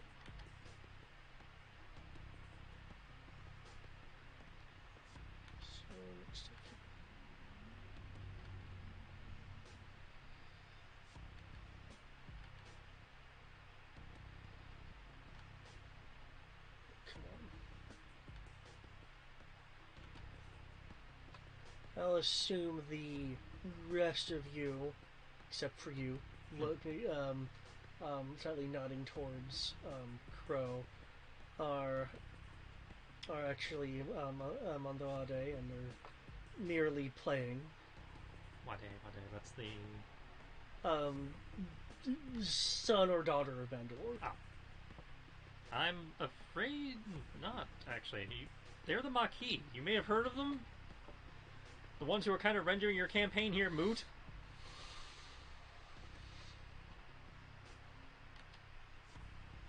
Moot, you say? Well, it is our understanding that you came here because you felt the First Order wasn't being taken seriously. The people of this planet weren't fighting back, and therefore you had come to occupy them to force them to fight back, or tell them to leave. These are local. They fight back. Ergo, your mission statement is at least somewhat misinformed. Note to self: fire the person responsible for propaganda in this area. These particular people are fighting back, likely because of you, but it's not just this world or this system. Maybe not, but no. the greater galaxy is arguably participating in willful ignorance. Oh, they totally are, but my concern at the moment is this world, this system.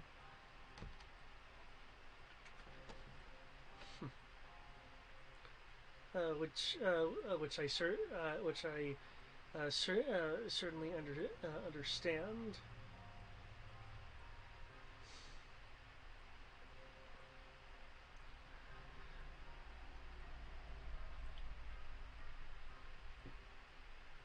So, from what you just said, you think this planet was just randomly selected? I assume you selected it for the same reason everybody else seems to have selected it, in that either you've decided the natural resources are useful, or you selected it because the First Order wanted its natural resources, and therefore you're going to deprive them of it.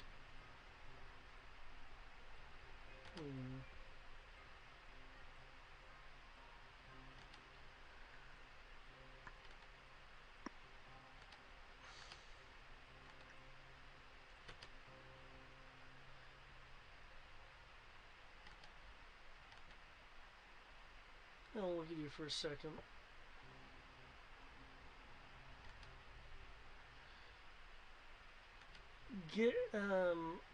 given the severity of what you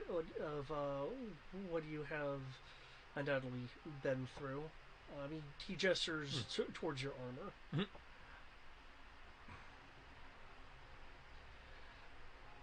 Why not just merge your Maquis with that of the Mandalorian of the Wrestling Air? I would love a merger. The problem is, I don't agree with the methods as they have been explained to me.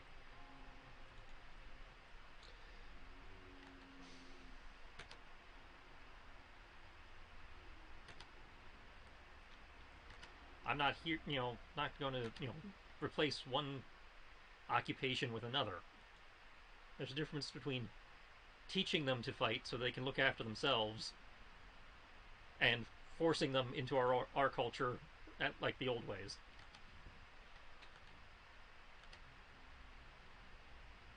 There are plenty of acceptable vocations that do not involve fighting, and if they choose to follow those vocations, that is their choice. Those who want to fight will take up arms and do so, as they are doing now. There's no reason for us to force the issue. There's no reason for us to tell them how to, honor their ancestors and their culture. This is how they've chosen to do that. If we come in and force the issue with our ways, their culture dies. Culture and tradition is one of the few things that, we actually believe in. Would you really take that away from somebody else?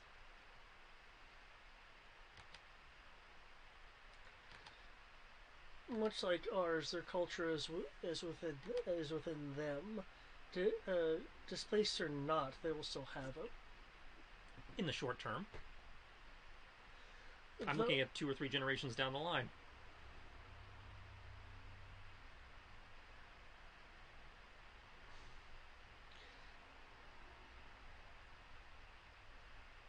If I may not directly respond to that at the moment, the rest of you, why are you following this Mandalorian and this admittedly impressive Maquis? Is it purely due to the power to fight back that it grants you, or is it something more? And again, why this Mandalorian in particular? Okay. I'm going to give a speech, and with my speech, I'd like to roll political discourse. How are you justifying this to be within a political discourse?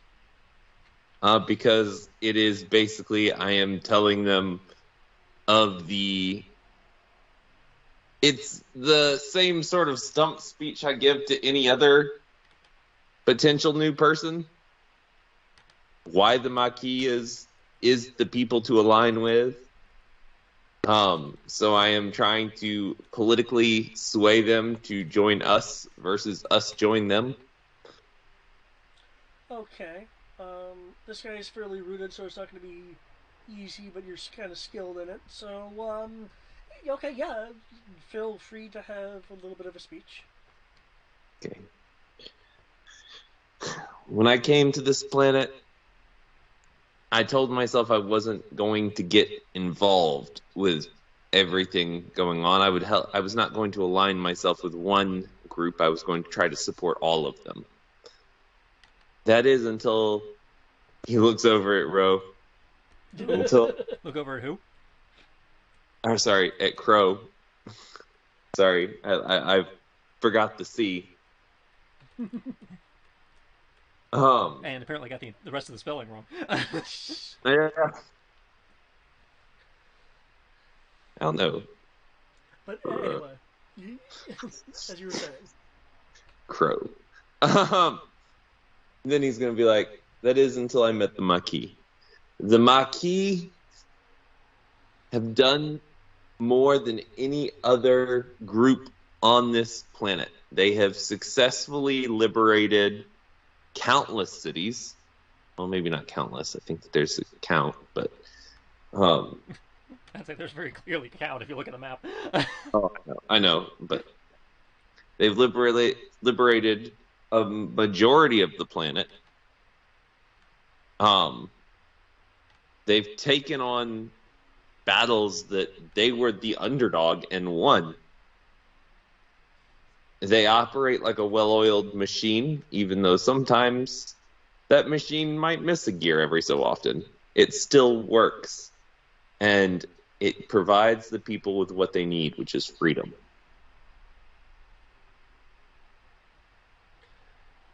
And roll. If you want to give me any bonus dice for that incredible speech, feel free. I'll be affecting his role versus giving you any direct dice.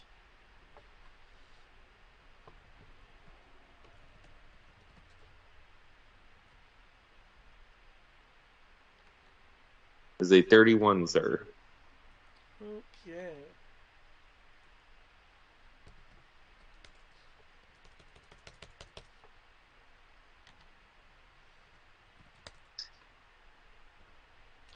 Okay. Just so I'm clear, is your point to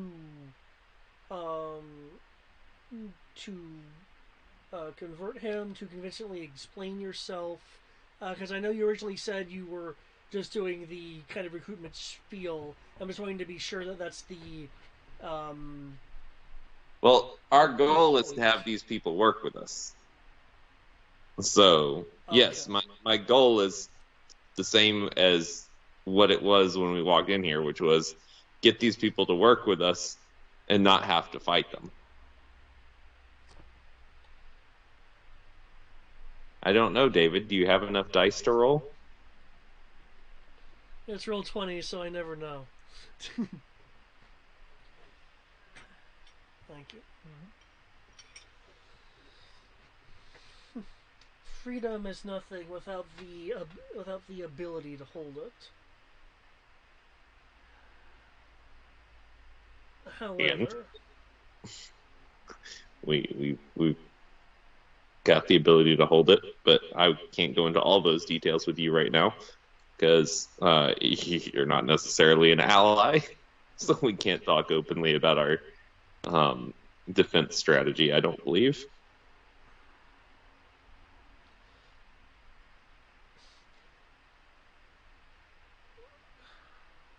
your words are admirable. However, you take this planet, and they send more, and they send more until you fall.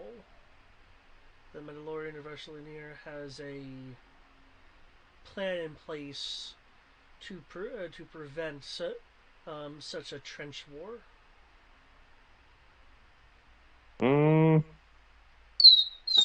Agree to disagree. Do you have plans to prevent ever encroaching forces from descending upon this system in this world?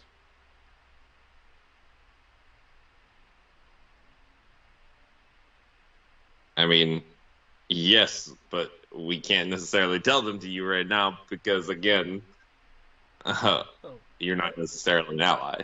That's understandable. There are things right? I know which the Mr. Eschleiner wouldn't want me to divulge either.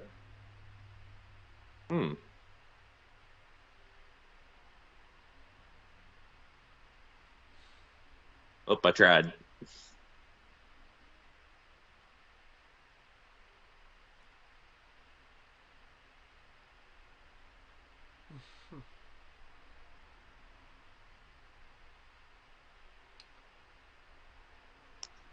Anybody else want to speak to?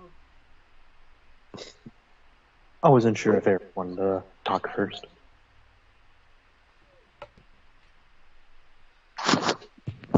You go right ahead. Okay. And just to confirm, his question was why follow this particular Mandalorian and Trying to remember the other question of, like, essentially, why do you fight? Is that the equivalent? Yeah, especially why do you fight, and why are you following this Mandalorian in particular?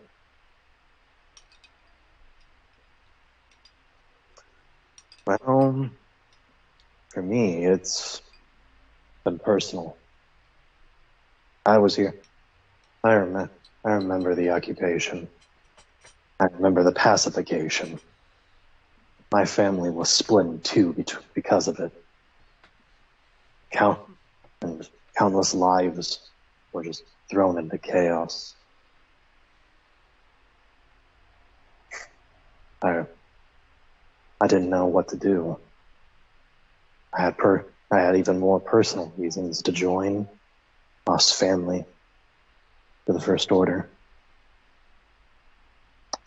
Had a friend bring me into a resistance. I was cropping up, just started.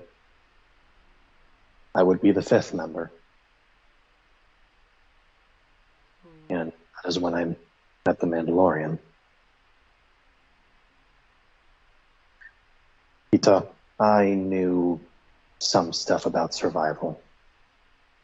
Most Zenti children are taught how to survive in one way or another. My clan especially.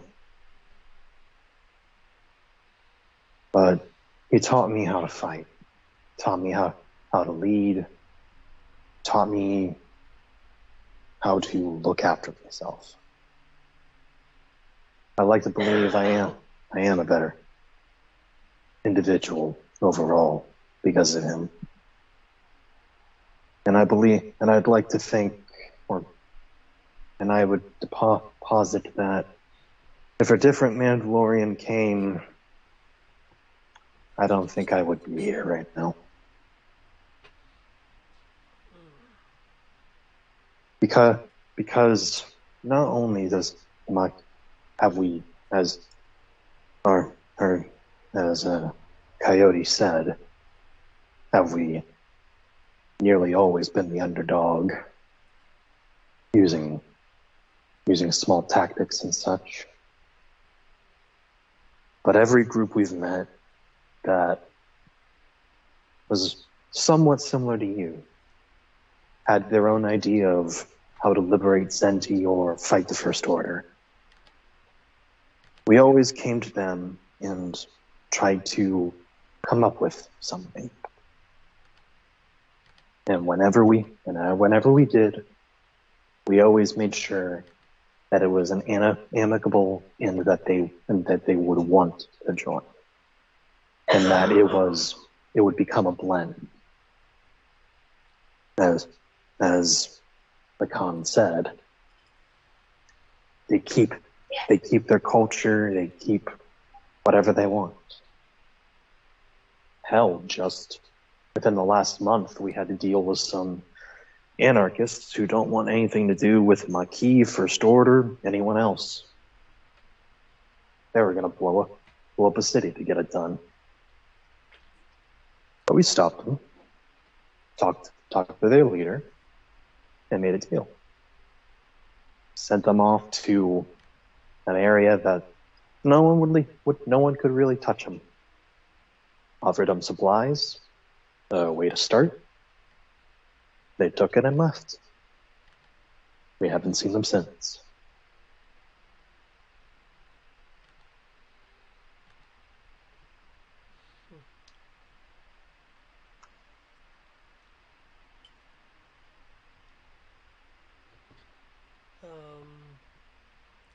But to also speak of the First Order, we know that they're spanning more and more. We're not dumb. They're going to come. There's a lot we don't know. But we'll burn those bridges when we get there.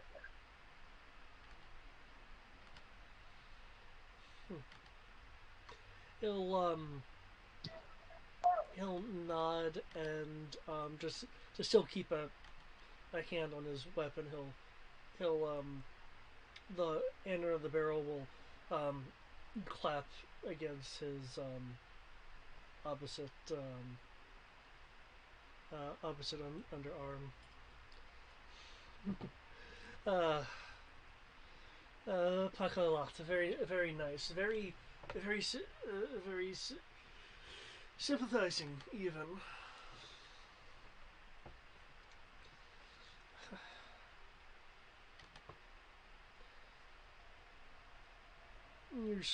Your story is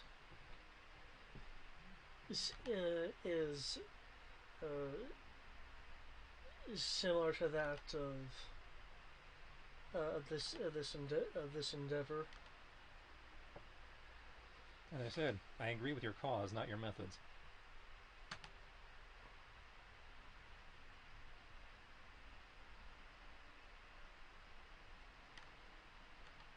You want to fight the First Order? I'm all down for fighting the First Order. I just don't want to become the First Order in the process of fighting them. The way of the wrestling era is not that of the First Order. No, the way of the wrestling era is not.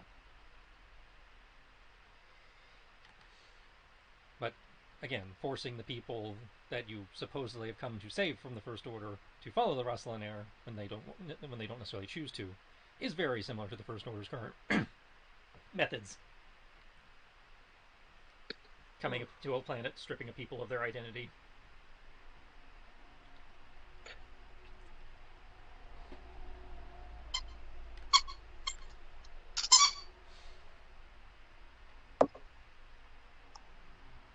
So perhaps it would be easier if we asked you a question as well. And what would that be? Let us clear up something that we were explained to. What exactly happens to the Zenites that do not want to join you?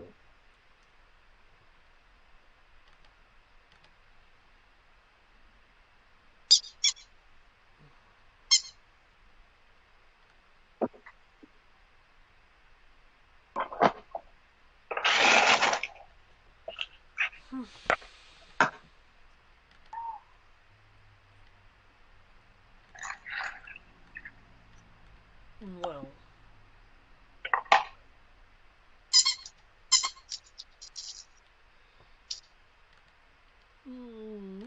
not that I have particularly been directly involved in that as of late. When I was,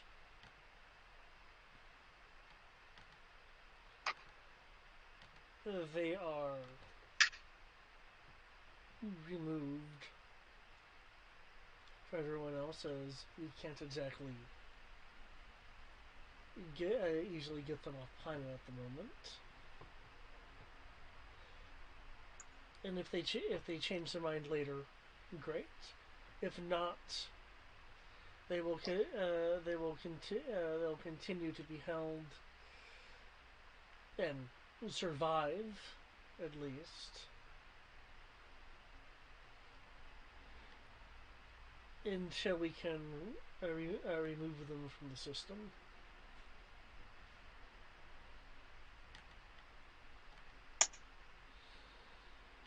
If they fight back, well, their survival isn't guaranteed.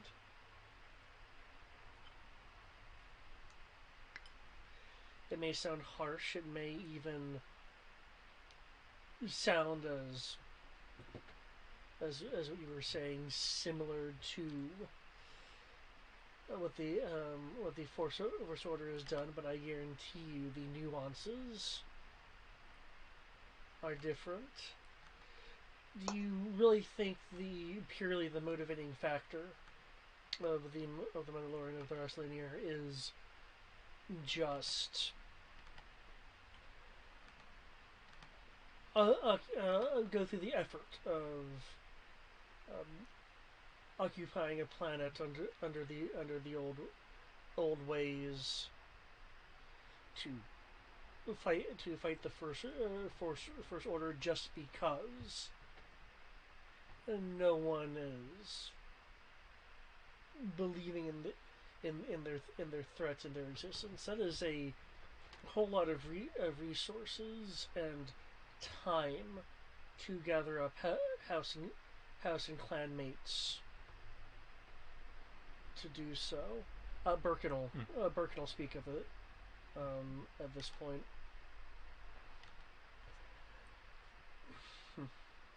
Just because one has a silver tongue doesn't make what you're doing honorable. There's a reason why the rest of the air isn't followed by but a select few anymore. For that matter, the codex isn't as binding as it used to be. What you are doing in this Mandalorian of the rest of the near is, as has been said, you're imposing the spirit of Mandoa onto these people, and spirit cannot be imposed. It must be accepted, even if it is accepted through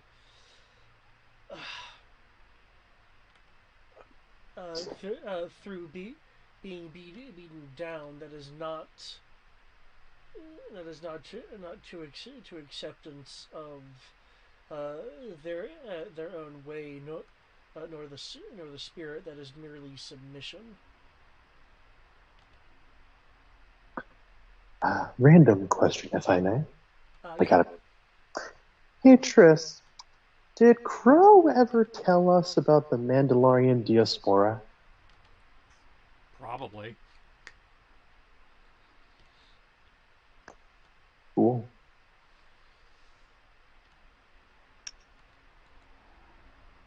And more to the point, you would do to other people, not just Zenites, but you would do to other people who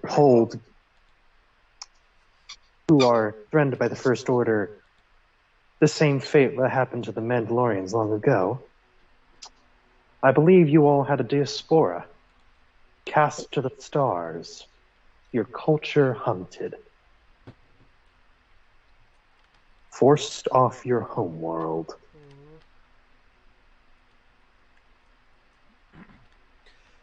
The animal behind you will begin.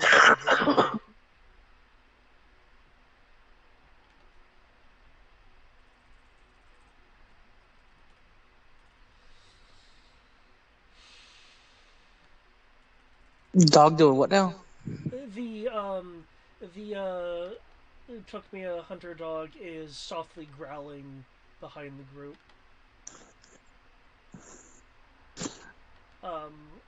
The protector, however, will now be looking at you, Rory. This situation is different. 10 points to anybody who gets it.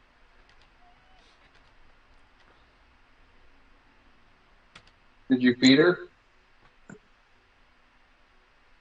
Go eat your dinner. Go.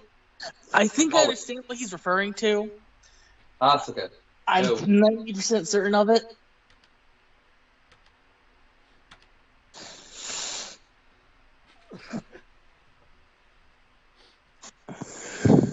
It's a quote, but it's applicable here.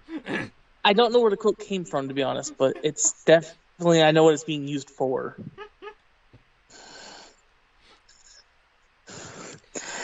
I don't know why I can't think of what the quote came from, though.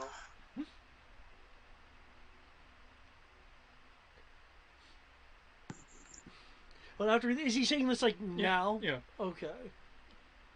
In reference to the bringing up the diaspora.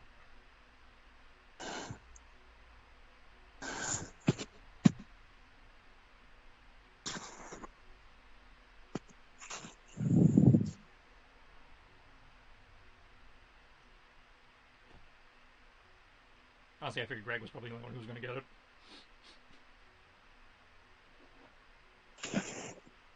it. I did not get it.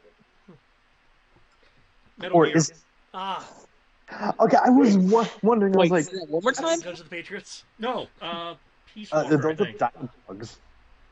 That's a Diamond. Big Boss declaring independence. Oh, yeah, Metal Gear. Yeah, I was like, this does sound vaguely familiar. There it is. We are soldiers without borders. Yeah. But, Defined by the era we live in. Yep. Alrighty. Are we about to come to guns? Not yet. no. Oh.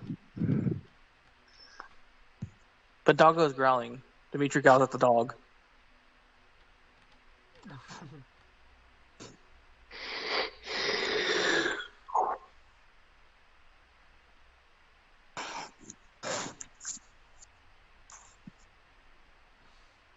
I don't know the details in its entirety, but I can tell you that this is not merely a whim or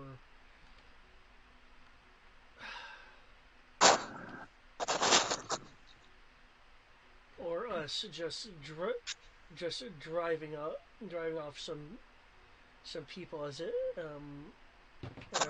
in our own past, as you so thoughtfully pointed out. And he's kind of looking between Rory and Crow at this point, occasionally towards Xandor.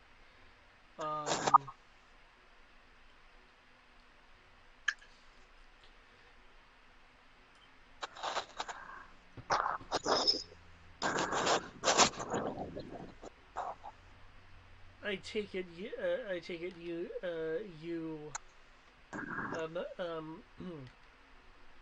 Mandoad has have been away from home for a while. Mm-hmm.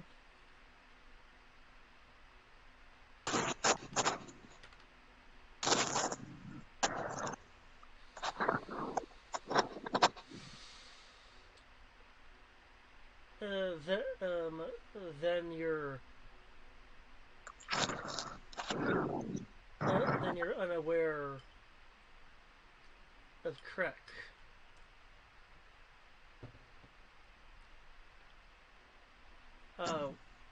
Birkin will speak up. Is all this because of an accident? Or rather, the lost? That can happen, you know. Please tell me it's not something as simple as this crusade.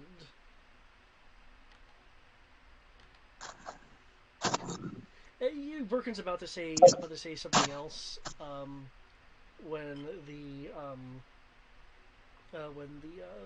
protector will cut him off. It wasn't just some hyperspace accident or lost or incorrect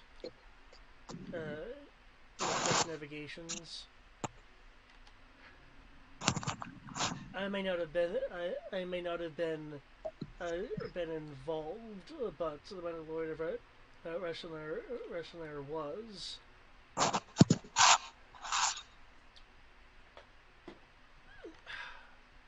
A fair percentage of House and Clan did not just disappear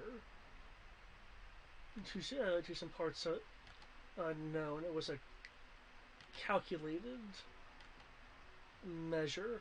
Just because you found no evidence of it, Birkin or anyone else, of Ren Vizsla or Mandoa does not mean it's not so. Um,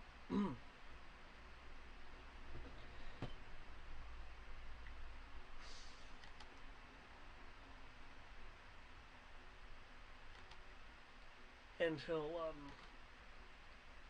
he'll look over to Rory. Someone tried to cut the heart out of Mandalorians in a much more direct way than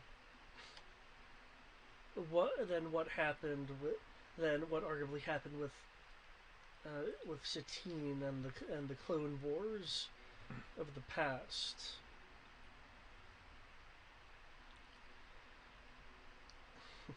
We've been made exiles by choice to prove a resolve in what actually has happened.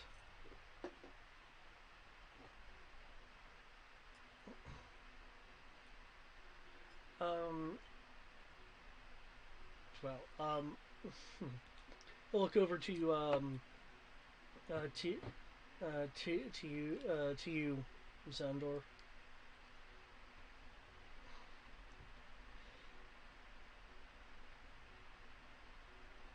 We all find our reasons as you found yours. He'll reach under his cloak, which that he's wearing over. You guys will actually recognize it quite simply. It's a camouflage poncho. That's kind of just drawn back because he's in the building. He's not really gonna need it. But he's underneath and I used to do some of my best camo in buildings. And pulls out what looks like a piece of debris. This is what's convinced me may convince you, and they'll toss it towards the group. Take a look. What do we got?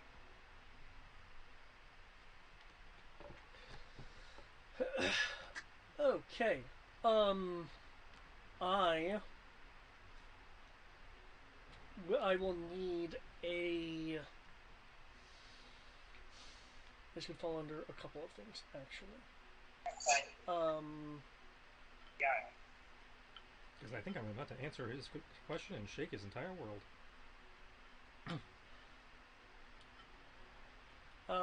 There are. Do it. There are markings on it which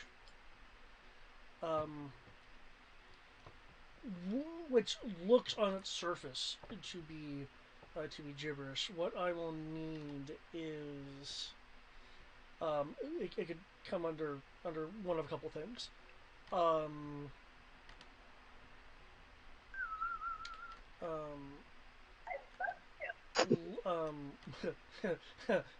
Oddly enough, law enforcement, it could fall under that. Due to the nature of what it is, I will also allow communications from the idea of encryptions and such. Did you say law enforcement? Law enforcement or communications? Law enforcement, communications. I unfortunately can't say. I unfortunately can't say tactically that it's just a piece of debris. I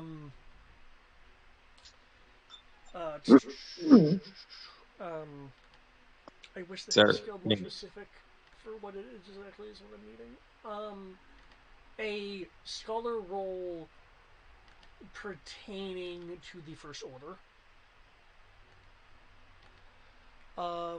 Or any skill that you can justify to me that would involve Empire or Force Order deep secrets. Hi, I exist. Not deep enough. Oh, can I roll political? And so do I. Just kidding.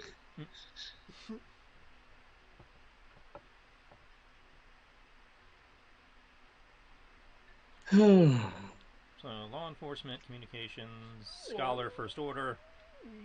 Actually, specifically, this should actually be Scholar Empire. I need to be more specific. Scott. But yeah, or anything that you can justify to me that would deal with knowledge of deep Empire Force Order secrets. Tactics. Hi, you magnificent Gemini bastard. I read your book. Well, see, again, I don't know if I can justify tactics for this kind of knowledge. Knowledge of their tactics, since we study them intently.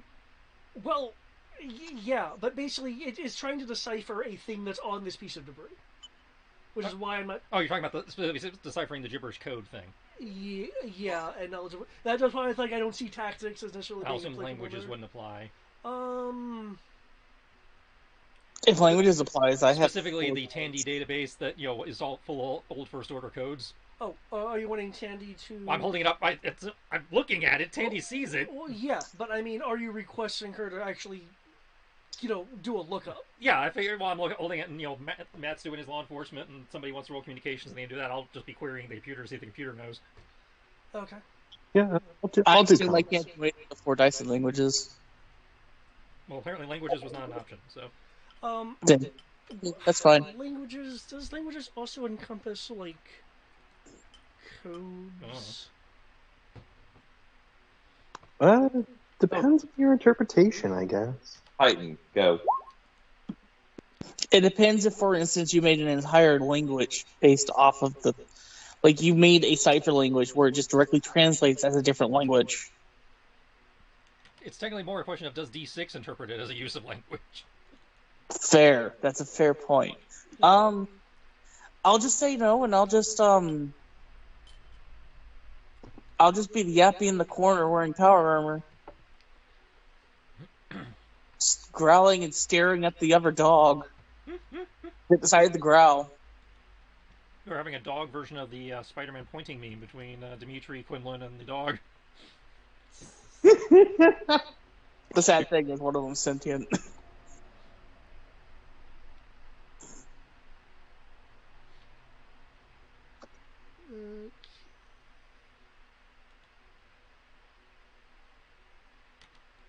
One of them could bribe Cullen to do something with beef jerky.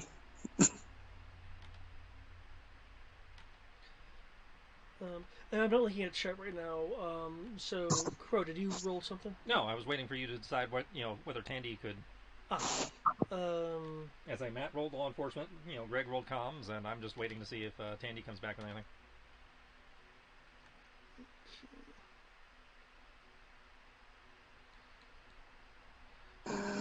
Language or something, yada yada yada.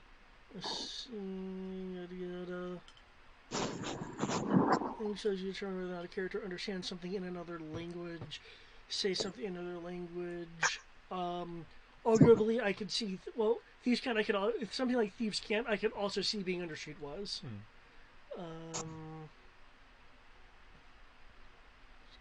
But Thieves Can't could also technically be considered language.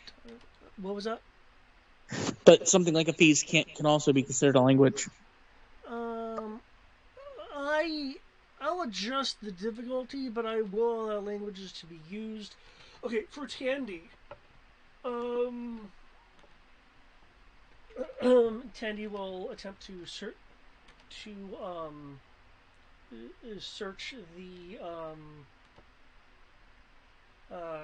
the database.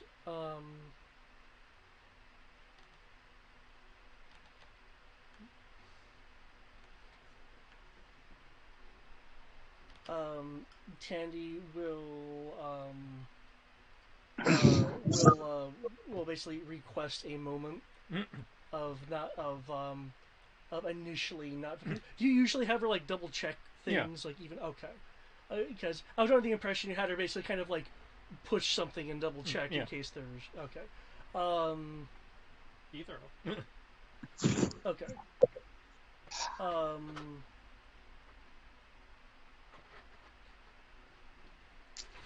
your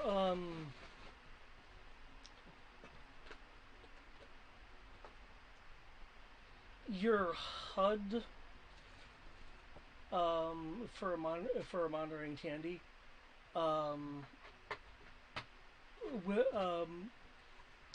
will say error U0. Okay, what the fuck is U0? I wrote this damn thing. I should know my own error codes.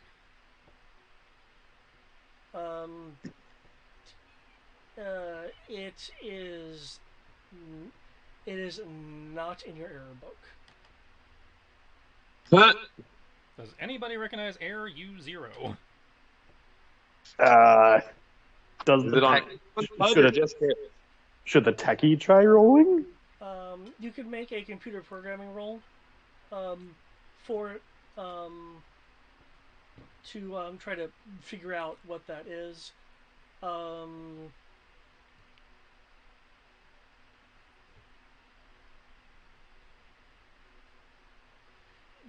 Do you wish Tandy to press edit more? Please. Okay. 37. 37. Okay. While you do not recognize the error yourself, looking at some of the metadata that's coming along with it, it appears to be an error that is hard coded. Specifically, it appears to be hard coded as a part of the first order Sensitive data. first order battle tactician hardware. Can I attempt an override? Oh, it's hard coded into the chips. Well, I understand that. I'm just,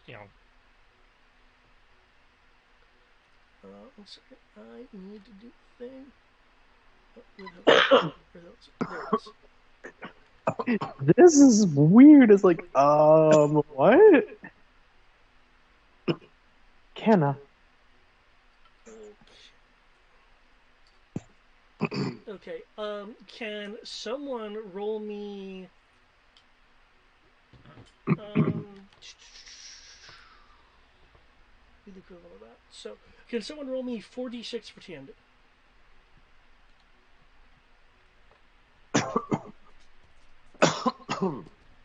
With the power die? 10.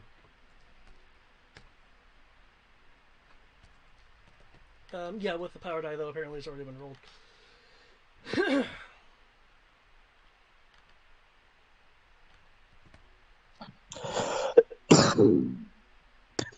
Excuse me. Yep. Okay.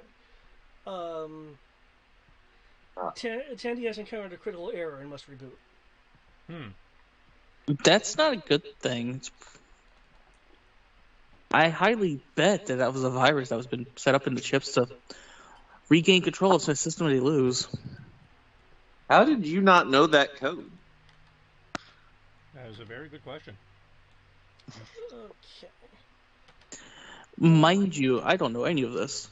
I am a dog. You know who does know this code? Probably does know this code, though? I'd like to phone a bestie. Okay, sure. I want to resolve the other rules first, though. Wait, hold on. You picked up the artifact, didn't you? I'm holding it, but I'm holding it where the group can see it. Yeah. So we have a law enforcement. Okay. Okay.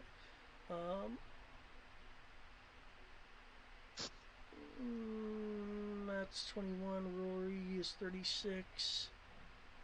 You said you rolled it, right? No, you said you were kind of waiting for Tandy to come back. Yeah. Okay. Is there anything that you're wanting to roll for what's in your hand then, given the critical error? Well, you said I can't apply an override to a hardwired error to bypass the error. So, like, throw a command code at it or something to, get the error to clear the error. It's now rebooting. Yeah. I don't have any of the skills you named. So yeah, my next play is phoning Bestie while they actually apply their knowledge. Okay. Okay. Matt, I will go. I will go with you first. Um, for what you can make out on the piece of debris, um, which looks melted and kind of looks like someone tried to etch something into it. Um, it it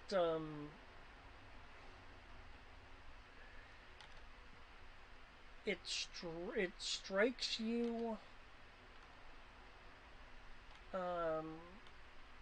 Let's see, given your own background, it strikes you as Empire over that of First Order. It also looks to you like it is something dealing with intelligence, like it's some sort of intelligence code along the lines of, but not necessarily like the Hasperini code. Which is what I was going to throw at it to try and bypass it. That's why I was asking. Okay. You can try that if you'd like. Well, I gotta wait for it to finish rebooting.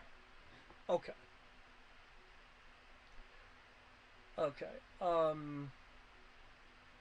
Yeah, when you said, I should have asked what you meant. Yeah. Because I'm like, it's like built into the chip. I don't see how you could just like bypass it. Right, something like that. Yeah, could have an effect. That's why I was asking. Right. Yeah, can I throw a clearance code at it? Yeah. Okay. Okay, for you, Rory. Excuse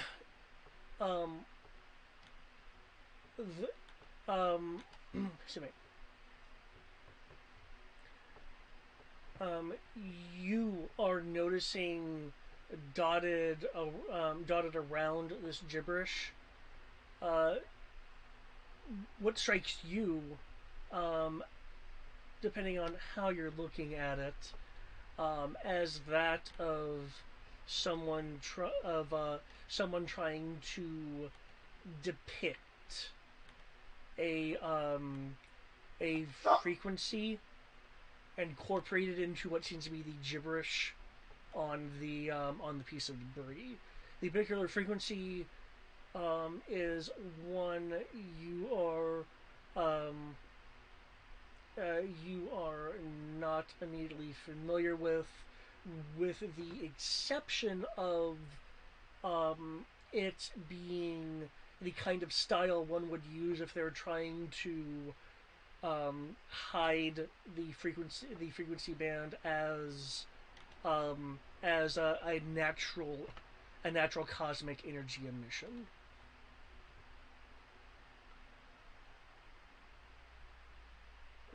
Which is something again that intelligence agencies can do. Though the particular frequency you're seeing here would require highly accurate communications equipment to do.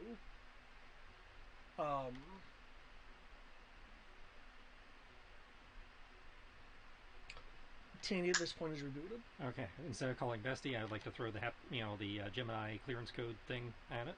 Okay.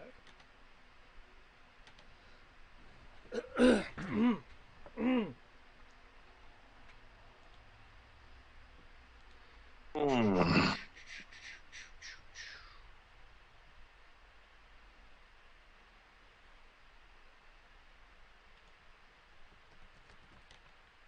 my god, I cannot type.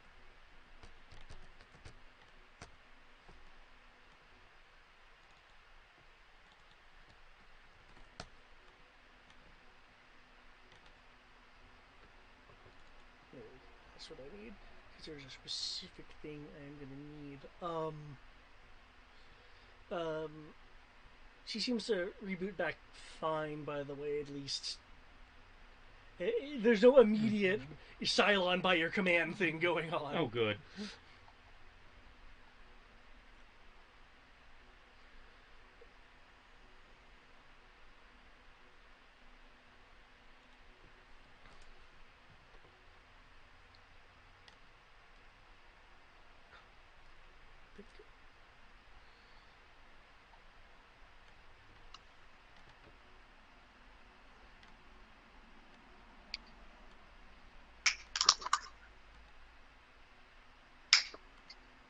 Okay.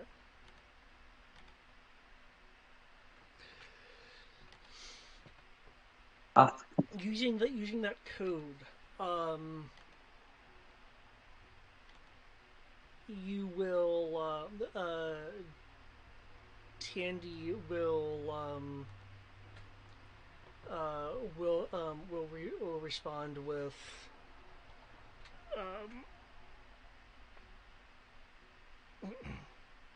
um, adjustments clearance required. And is Rory? Are you still kind of tapping into the data part of this? Sure. Okay. The the metadata along with that request, you're able to identify more specifically the kind of code it needs. It needs a ubiquitous code. Ubiquitous? Is that what you Yes. said? Yeah. Oh, that sounds really familiar. Like a ubiquitous base? That is... Oh, what are those? And Greg cannot remember what those are, but he will quietly say in PTP, seems to be a ubiquitous code.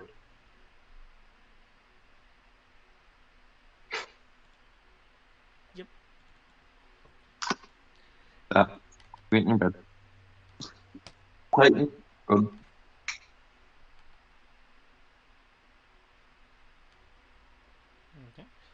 Okay.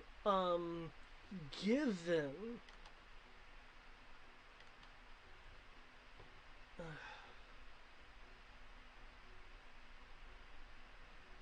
Hmm. Okay. Yeah, but you said that sounded familiar. It's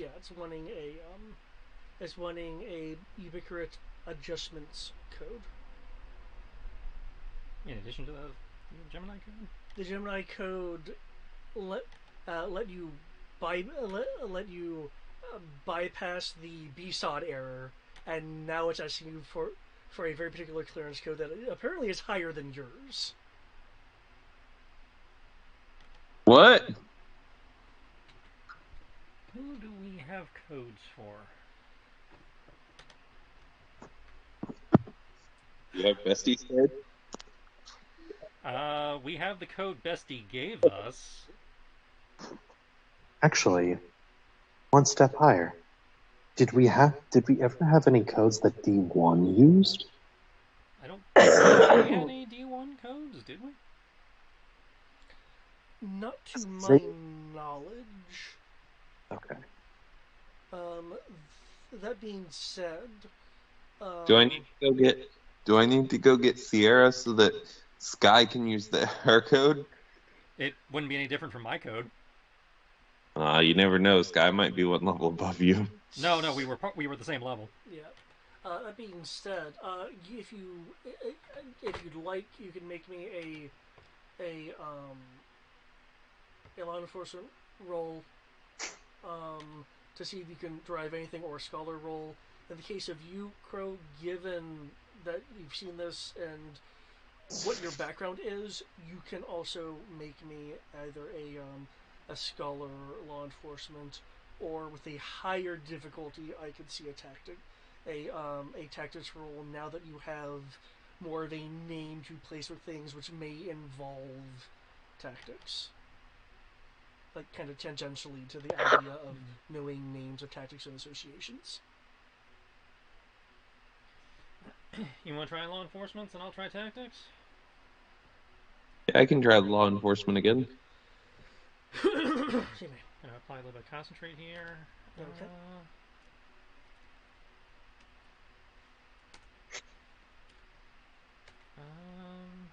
And I think I'm gonna put a couple of those character points towards it, if that's okay with folks. Yeah, this is fairly like, we're getting more plot.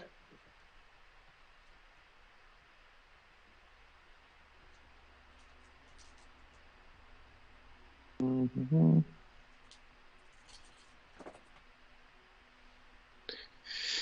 Yeah, no, I'm gonna need that later.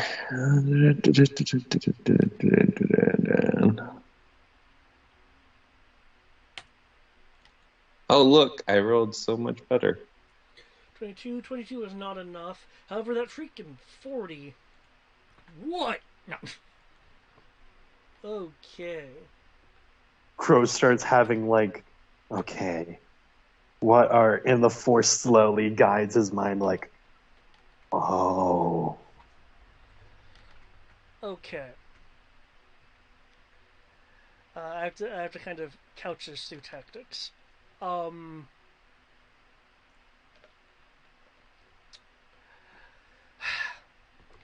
Adjustments, as far as they were from a tactics standpoint, are the tactics of those who don't exist. Um, um,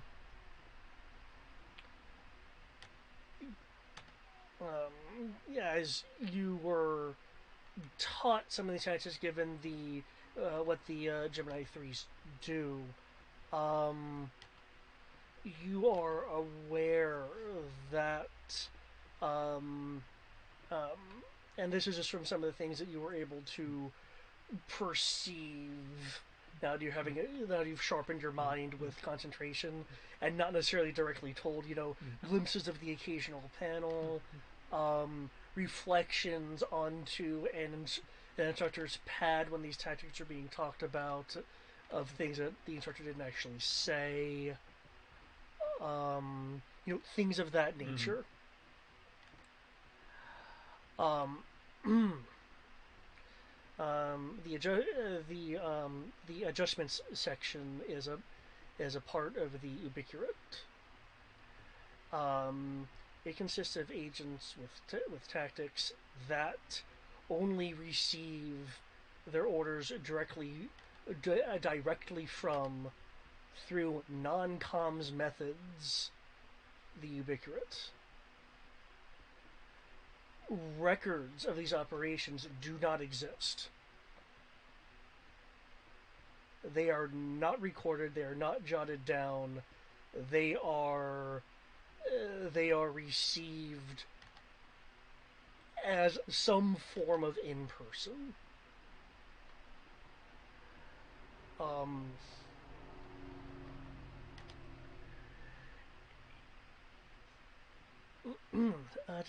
Hold on 1 second. Um,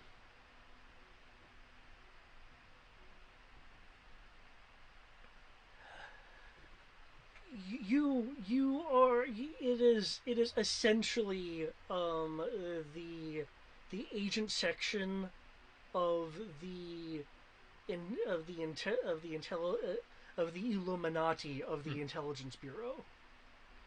Cool. Again, a group of people who don't exist. The only people who probably know them are Palpatine, maybe a hand. Congratulations, you pissed off a ghost. A figment of the imagination.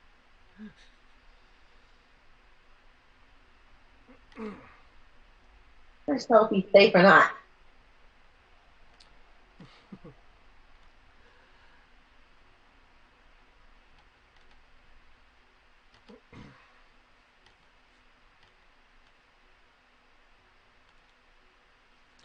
Um, so, um, yeah, yeah. I was gonna go into more, but you rolled tactics, so I can't really go into to like the procedural details with that. But yeah, it's like that level of stuff. Um, which is why your code was enough to get you to the code screen. Because as I understand it, the Gemini project would maybe be like a step below that level. Yeah.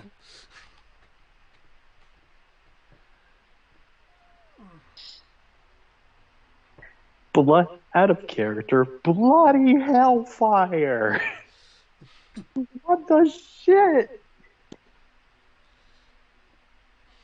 Well, these ghosts, whatever Empire Force Order intelligence it's a part of, attempted to shatter the strongest foundation of the Mandalorians, and if provided what I've been told is true, which I am taking the Mandalorian wrestling at their word, it is enough to fall on the line and do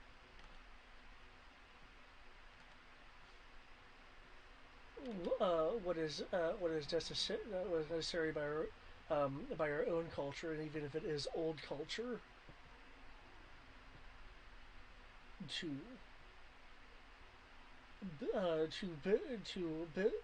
build what we can opportune what we can to destroy them.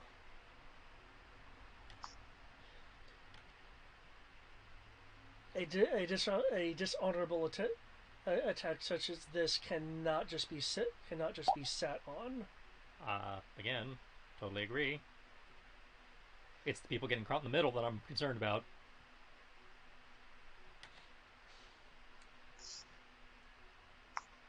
Then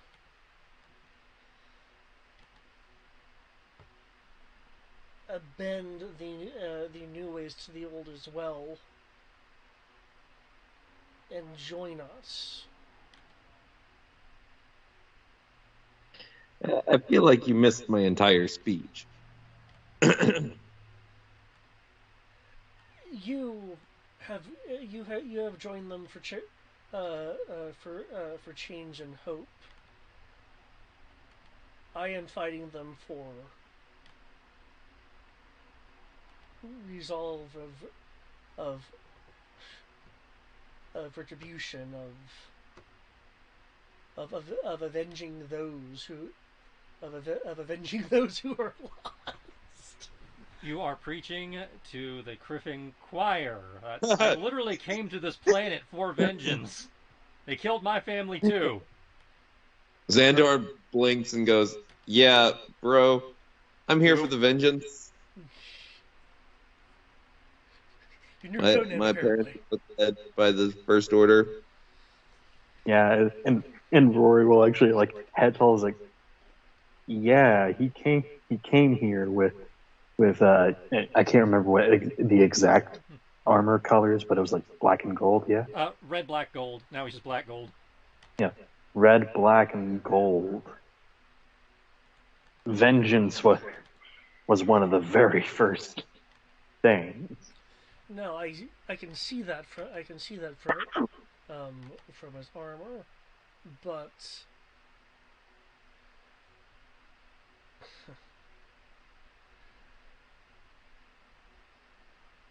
I imagine you're only willing to go so far. I do have standards, yes. Well, you do as well.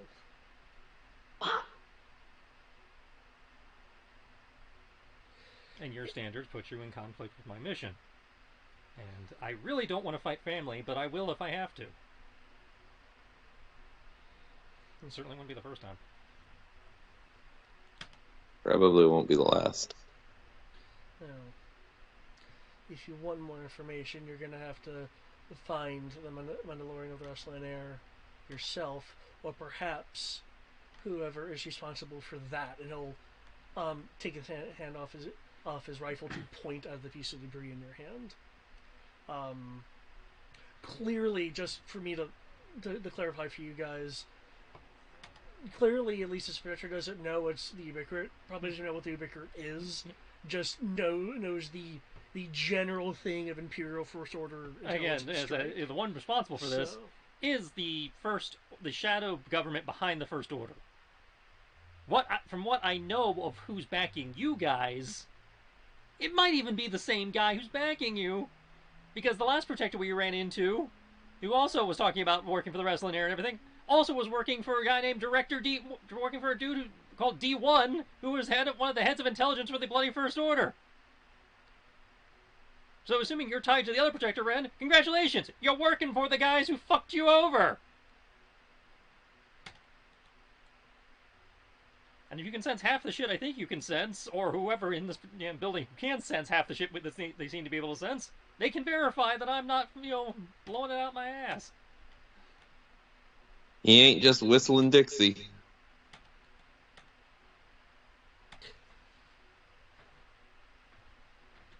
He'll look past you over to the animal. Wait, it was the dog? I thought only penguins could do that. For what it's worth, you're not sensing any kind of force use. Oh. And the animals too caught up in the growling contest between Dimitri and himself.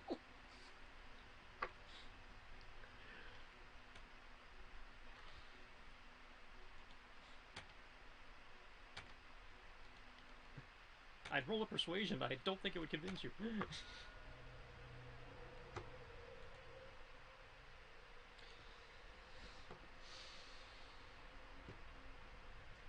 You can tell just by body language that the idea of this entire thing being a manipulation. Wait a minute, wait. What?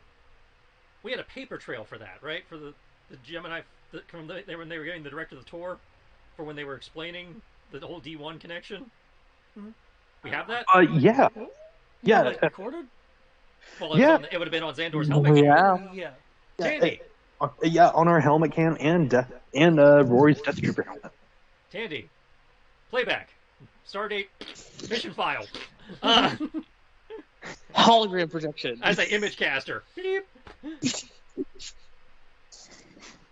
And by image caster, I mean, baby, mini reset pops up over his shoulder and starts projecting.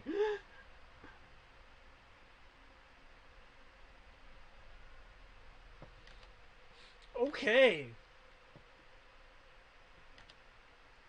Suck it, Trebek. Okay. You forgot. We like recording shit. Yes, you do. Always have the body cam footage. Oh, it's recording 24/7. How many terabytes of data do we have? You don't want to know.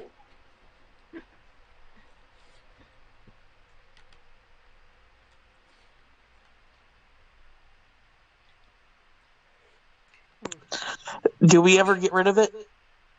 No. We just buy more space. What do you mean by buy more space? We buy more office buildings to put stuff in. That's what we do with that Star Destroyer. Just turn it into a flying server.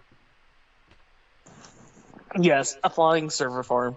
There we go. The most well-armed server farm ever. Okay. So, I'm going to probably hit the obvious here, but this is just so I'm understanding. You're wanting to show this to show a link between the Mandalorian of the Wrestling-Air and D1? Yes. Okay. I want you to shatter this guy's worldview. Okay. We are going to shatter it, smolder it into ash, and Because blow it in the played wind. him like a goddamn fiddle. All the Metal Gear references, playing like a goddamn fiddle. Well, I gotta lean into it. Eric and I discussed it last session. We just realized Crow was Big Boss, so. Why do you think that's all you lost this entire time? As the Protector is watching this, the animal in the contest of dominance will break away with a whimper and go over to the Protector and kind of rub up against him. Oh, it's a therapy snow wolf. I will claim victory and give Quillen beef jerky. Because Quinlan is easily bribed.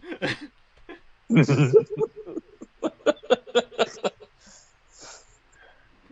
consistent.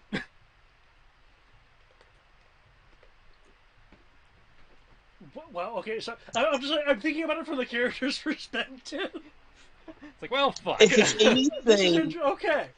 No, if it's I'm rolling with this. if like, it's anything, Quinlan's not easily bribed. I'm the person who has to makes the food for him, so he's loyal to you, but he's always not the best with me if he wants the good stuff. And oh god, our bondsman is probably also like, what the fuck? What the fuck? You're fucking cripping what?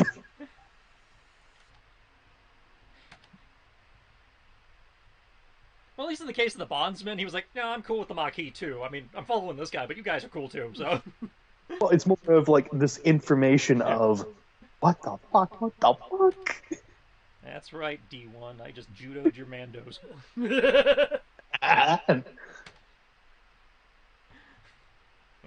They're my Mandos now. Oh shit. I wasn't trying to make a fan of Zenti, but Newsflash, asshole! There'll be mumblings of Mandoa behind the helmet. Crow, you can just understand it. Blah, blah, blah, blah, blah. Xandor, you can make a languages roll. Anyone else who wants to make a languages roll can also make a languages roll. hang on, I got you guys. I mean, you guys can make rolls, but Oh, you just we just have gonna this. candy it? I'd say we have this thing that's just on by default. So Either way, Rory will try to make that roll, because he would like to learn Mandalorian, because, I'd say you guys want to take your Rosetta Stone courses, cool. Just in the event that you don't make it, the subtitles are on. 13. 13. Okay, 13 is not enough. That 21 though is enough. That moment where Xandor was like, "Wait, I can speak Mandoa." You'd be surprised at the type of people who used to come through the 7-Eleven, the space 7-Eleven. Well, this just tells me we're in the JC universe where Mandos are in every building everywhere. Well, I do believe Though seeing Boba Fett pull up for a Slurpee is hilarious. I do believe, Xandor, that I think you've actually mentioned that you've kind of been studying Crow a bit. Yeah, I did very pointedly after learning about the Maquis, like self-study on the Mandalorian way. Dimitri, Just are you wanting to not roll? very good at it. Or are you going to rely on the handy? I'm going to rely on the subtitles for now. Okay. It's Dimitri is currently distracted. it's various lines of essentially disbelief or this this particular connection can't actually be true. Basically, some lines of rationalization. It's one of those things if it's like it's too discongruent, and he's like trying to rationalize it some different way, and he'll like take his helmet off, showing like showing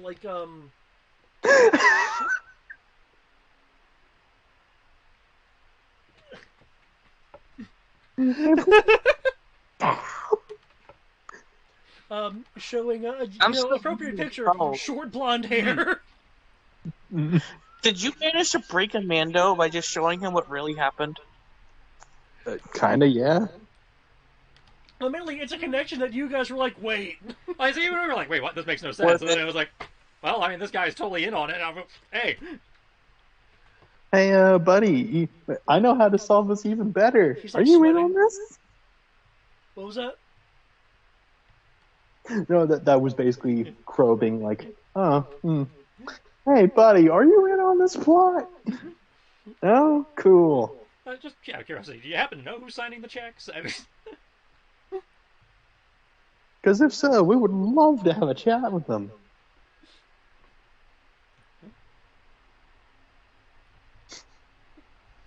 I mean,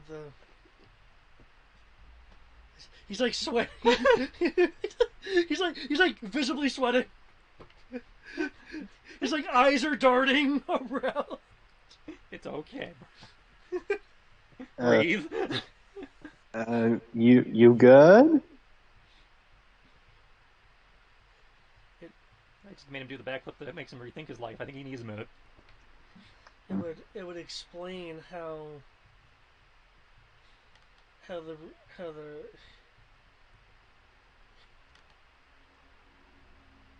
how the kind of supplies got to us, and how it could be more than just mere contacts.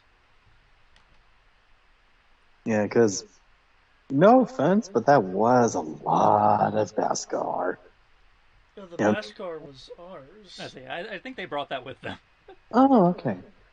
Well, but yeah, those are.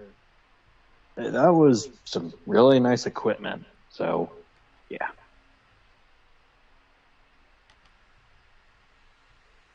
And how we've been able to operate in here with relatively untouched.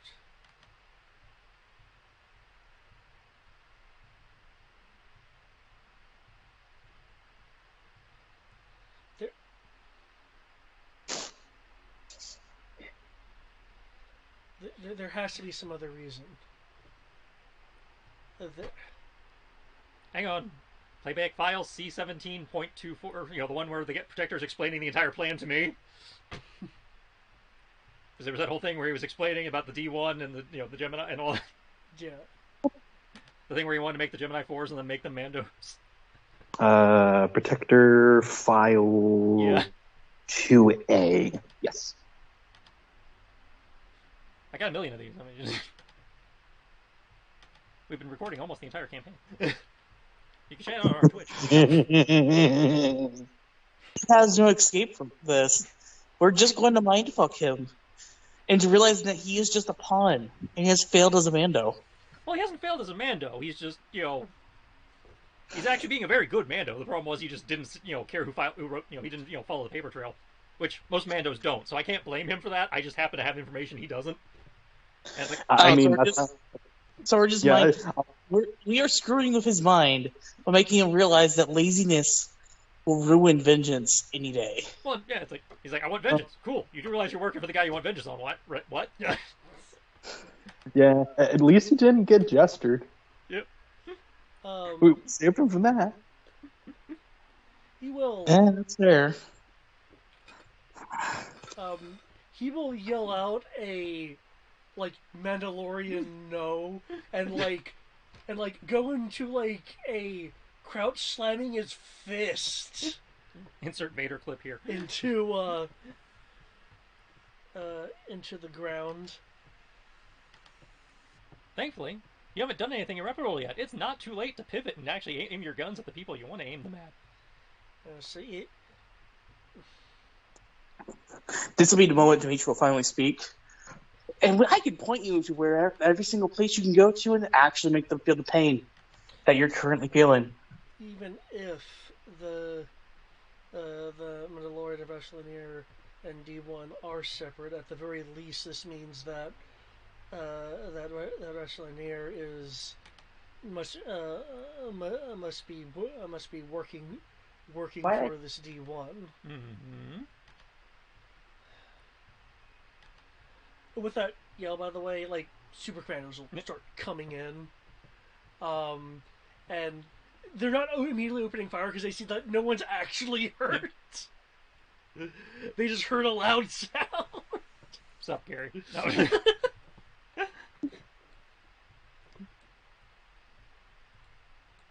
It just nod and be put a hand up yeah, hi.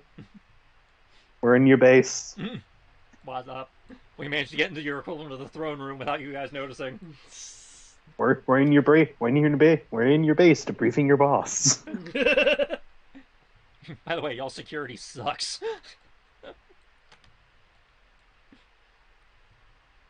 Don't worry, depending on how your boss chooses to resolve this, we can help you with that. All it took was a single dog to be able to break in. and a very technical person. Actually, all it took was the dude defecting and opening all the doors for us. But And that's a fair point too. It's amazing how you get the bondsman and the bondsman enables the series of events. Yeah, we keep doing this of like finding like a single like person or one or small thing and just be like, yes, hi. Yes, hello, fellow security person. Yes, hello.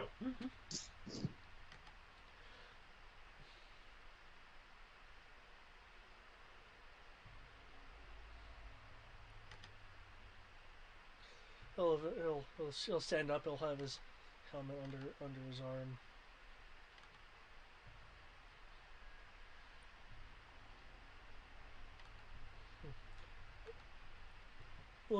Look over to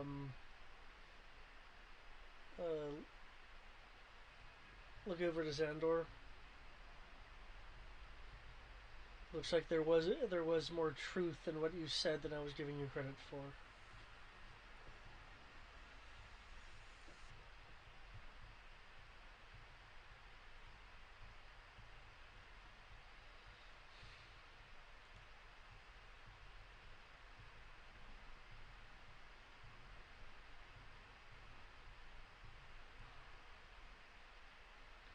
How specific is your armor again? Like, if I'm correctly, it is enough to identify you personally due to the craftsmanship and everything. well, I mean, he made it himself. Obviously, he's got his bird signet. He's got the paint job.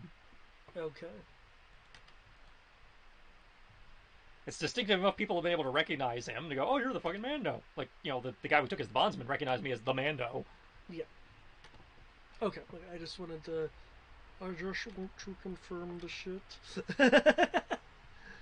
Yeah, like he's got the bird signet.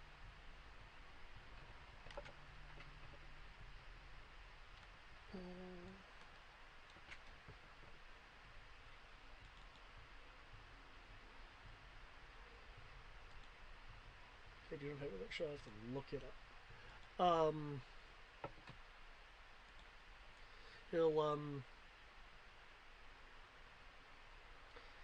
He'll look at you, Crow.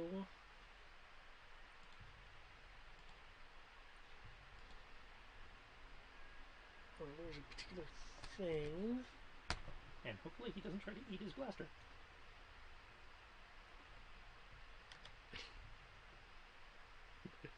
I believe one of the mandates of this was not to go super dark. I'm not disputing that. Well, we're in the Disneyverse. They've implied shit.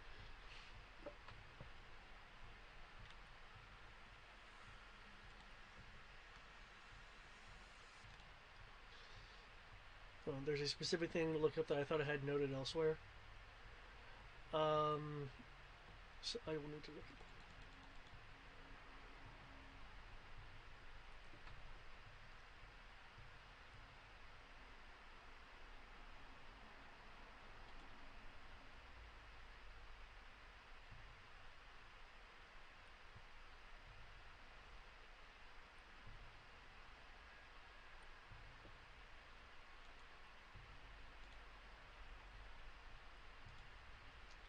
Okay.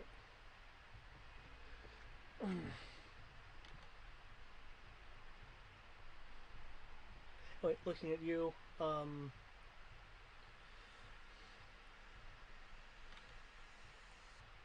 Then the actual Forge Master for this place will have to will have to know the truth.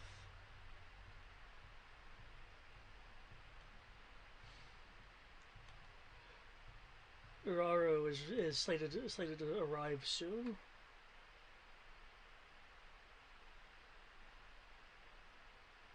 Is it something you need to look up? I was like, ooh, I can look it up, or you can just tell me. Remind me. This guy. Oh, okay, one of my siblings. Yeah. What, is he with you guys too?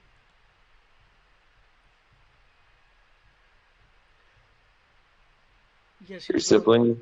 He was the one that was going to run the forge once it was complete. Oh, he's a forgeman. You know, that makes a lot of sense with that picture.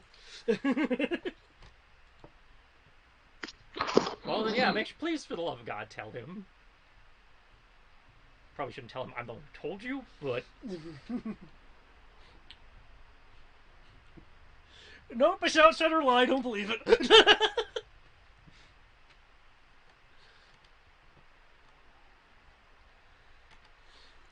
Yes, but by all means, please, spread the word, and then we can work together against the people that actually deserve your again, can we again adjust the conquering tactics now that you realize that the people that were asking you to conquer the people were the people that were conquering the people already?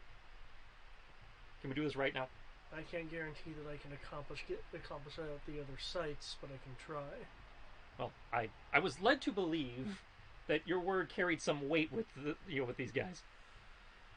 Yes, but each protector is assigned to a major site. Ah, you see, I was not led to believe there was multiple protectors here. That explains some things. Which is, can we call like a meet of the protectors, and then I can show them the same thing that I showed you?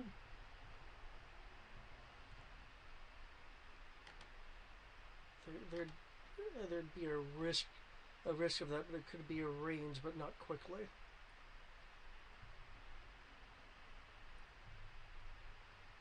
Okay.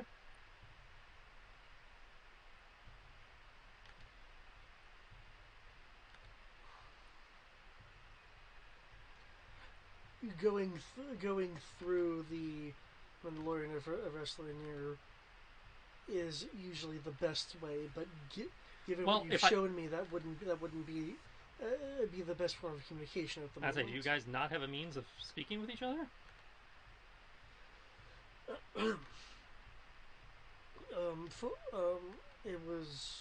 It was routed through a particular frequency and codes for security to move around the first order and coordinate without being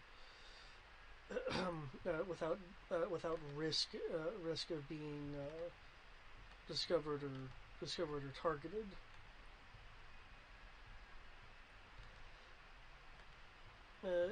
If the Wrestling Air still monitors it, then gathering everyone may seem odd without. How about sending messengers then, personnel, physical, Yes, again, I can get everyone together. It would just take. It would just be.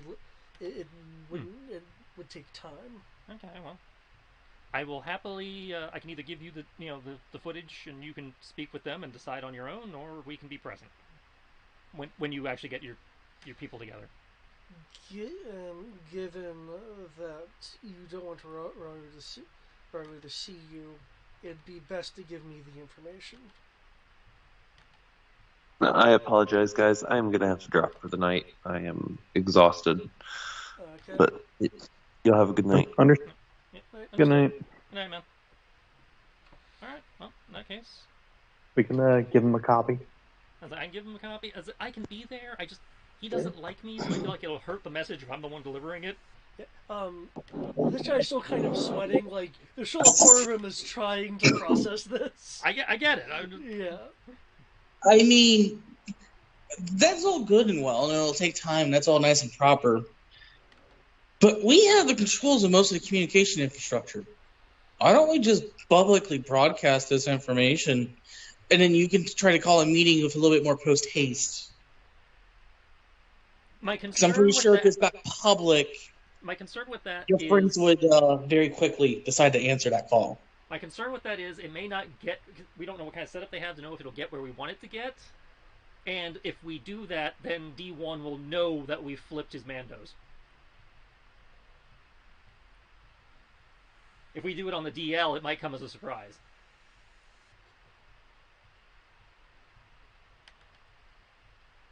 Fair.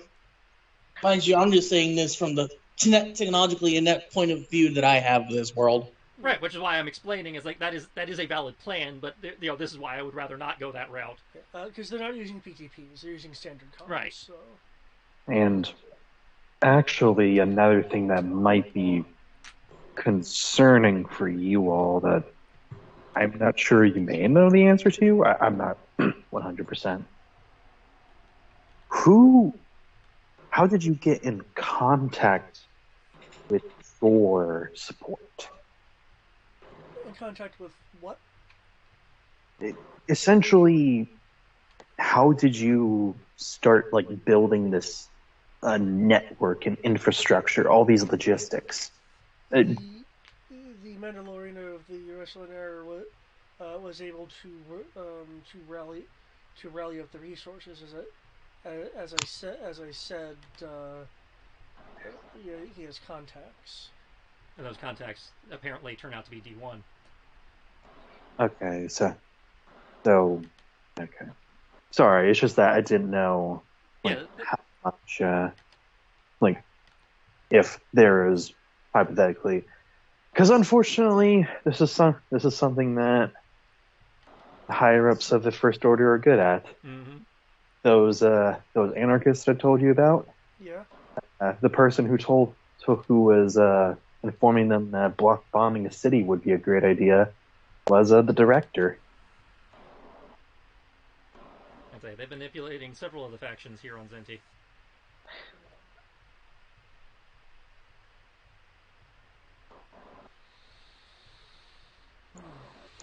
Well, how else would you think that several million factions just pop up and disappear constantly? It's very easy to manipulate people to do things. Which is why we've been getting everybody talking to each other so we can compare notes and then go, what the hell?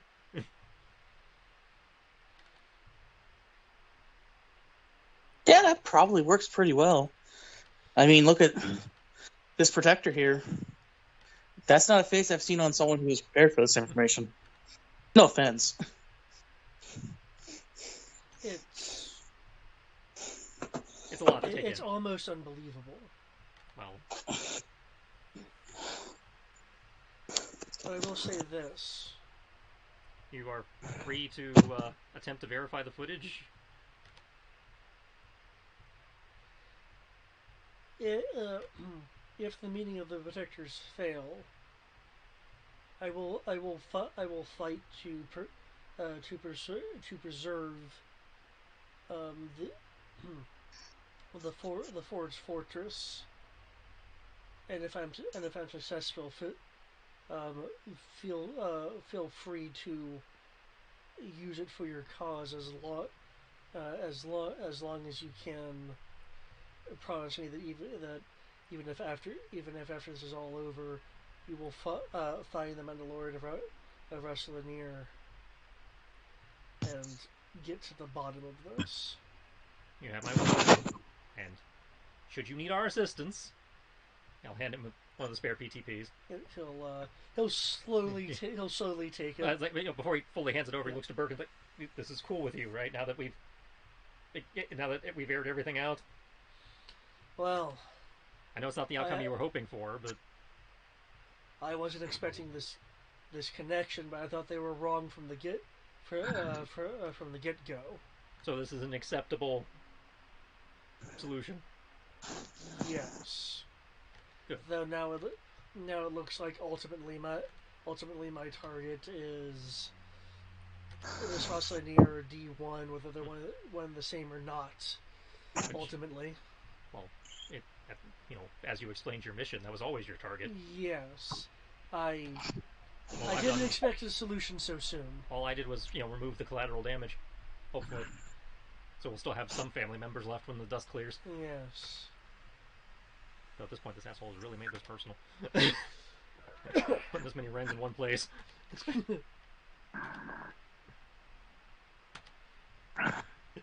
Again, I wanted to involve your background. No, I'm just sitting here going, Crow has two families, and both families are trying to kill each other. Oh boy. And neither one of them knew that they were trying to kill each other. Not only are we shooting at ourselves, with the Wrens shooting at the Wrens and the Shujins shooting at the Sujins, but they're also shooting at each other. Sounds like a master plot, doesn't it? And somebody is really just trying to take us all off the map in this weird triangle fuck you strategy. And based on my discussion with Hawk, I'm thinking it's Dad, so fuck him. And you know what? I know all about family fighting family. Like, these people are fucked up. Got my fucking Joe Quesada over here who decides murdering the family is, better than divorce. I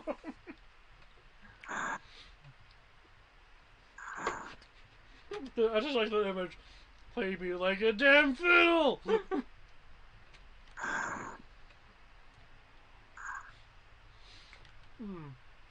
Okay. So, like I said, keep in touch.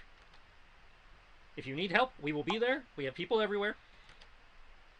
And hopefully we can, resolve this peacefully and point all our guns at the right guy. Because at the end of the day, it sounds like we all have the same enemy. And now we can actually start agreeing on tactics. I'm telling you this right now. You were not expecting this ending? Well, I wasn't. I was going to say, no, it's great. I like it. I like it enough that when you guys get experience, there's going to be some force points involved due to how large of a... You guys use information from previous things in this. You would certainly got this, just enabled this. It is great. Good, because I'm running low on those, and I'm going to need those going into endgame, probably. So you're burning my revelations, man. I need those. Hell, I need those going into Space Force.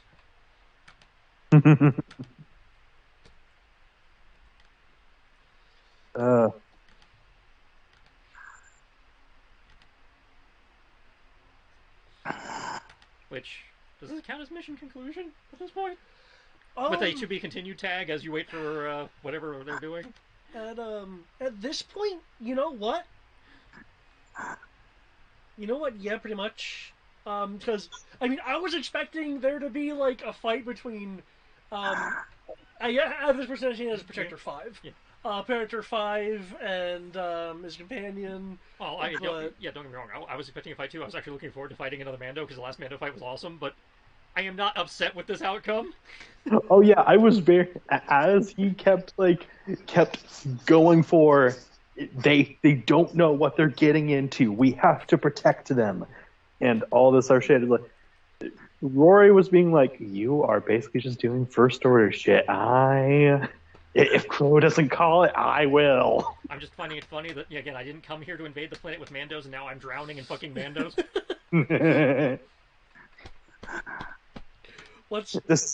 This is my fight, and my fight alone. Wait, what the fuck? What was the line from Trails? The Blue Phoenix planet is mine now. Yeah. All your Mandos belong to us. I'm in your base converting your dudes. Downside, all the Mandos are stuck on the planet, and I need them in space now. But that is on the to-do list for next mission, because I got a plan. I've run at least the concept by David. David's like, oh fuck, that would work. Well, yes, it would. Well, David it's so great. As the captain showed back up and put mines, blockaded the planet with orbital mines. So I'm like, cool. I could clear the mines. That'll take forever.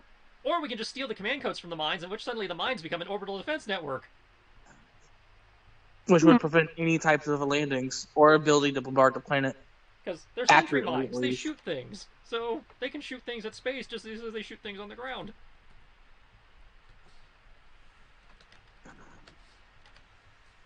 So cool. Thank you for building me a defense network.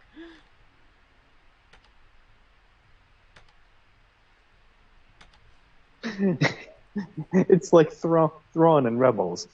You haven't captured my forces. You've simply moved them under the force field. Exactly.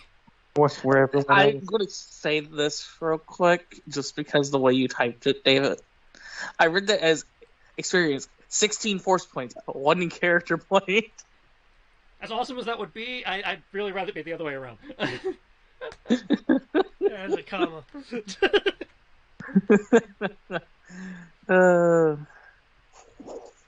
Like I said, that's the way I read it the first time. I was like, Yeah. I'll take that.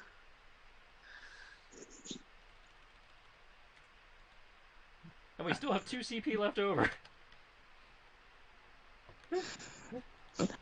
I'm glad and sad at the same time. I was absolutely right. I was not required for this session. It's like, I got you into base, right? Yeah, cool, you don't need me. Well, I'm again, gonna do I was the not thing. expecting us to be able to talk our way out of that. That was No, yeah. Because I don't know if you noticed, but I was revving up for the person uh, to to open fire. But like Xandor's initial words with that roll kind of made him a little bit receptive. Okay, now what do you guys have to say? You clearly have a passionate person over here. And then things kept building on it, and I kept teetering on. Okay, he's gonna eventually open fire because he's seeing that your guys just aren't agreeing. So, as per Mandalorian stuff, of the talking isn't going to say anywhere. Let combat decide this. But then you pulled this out of your hat. his whole campaign has been judo to take your resources away from you and then shoot you with them. So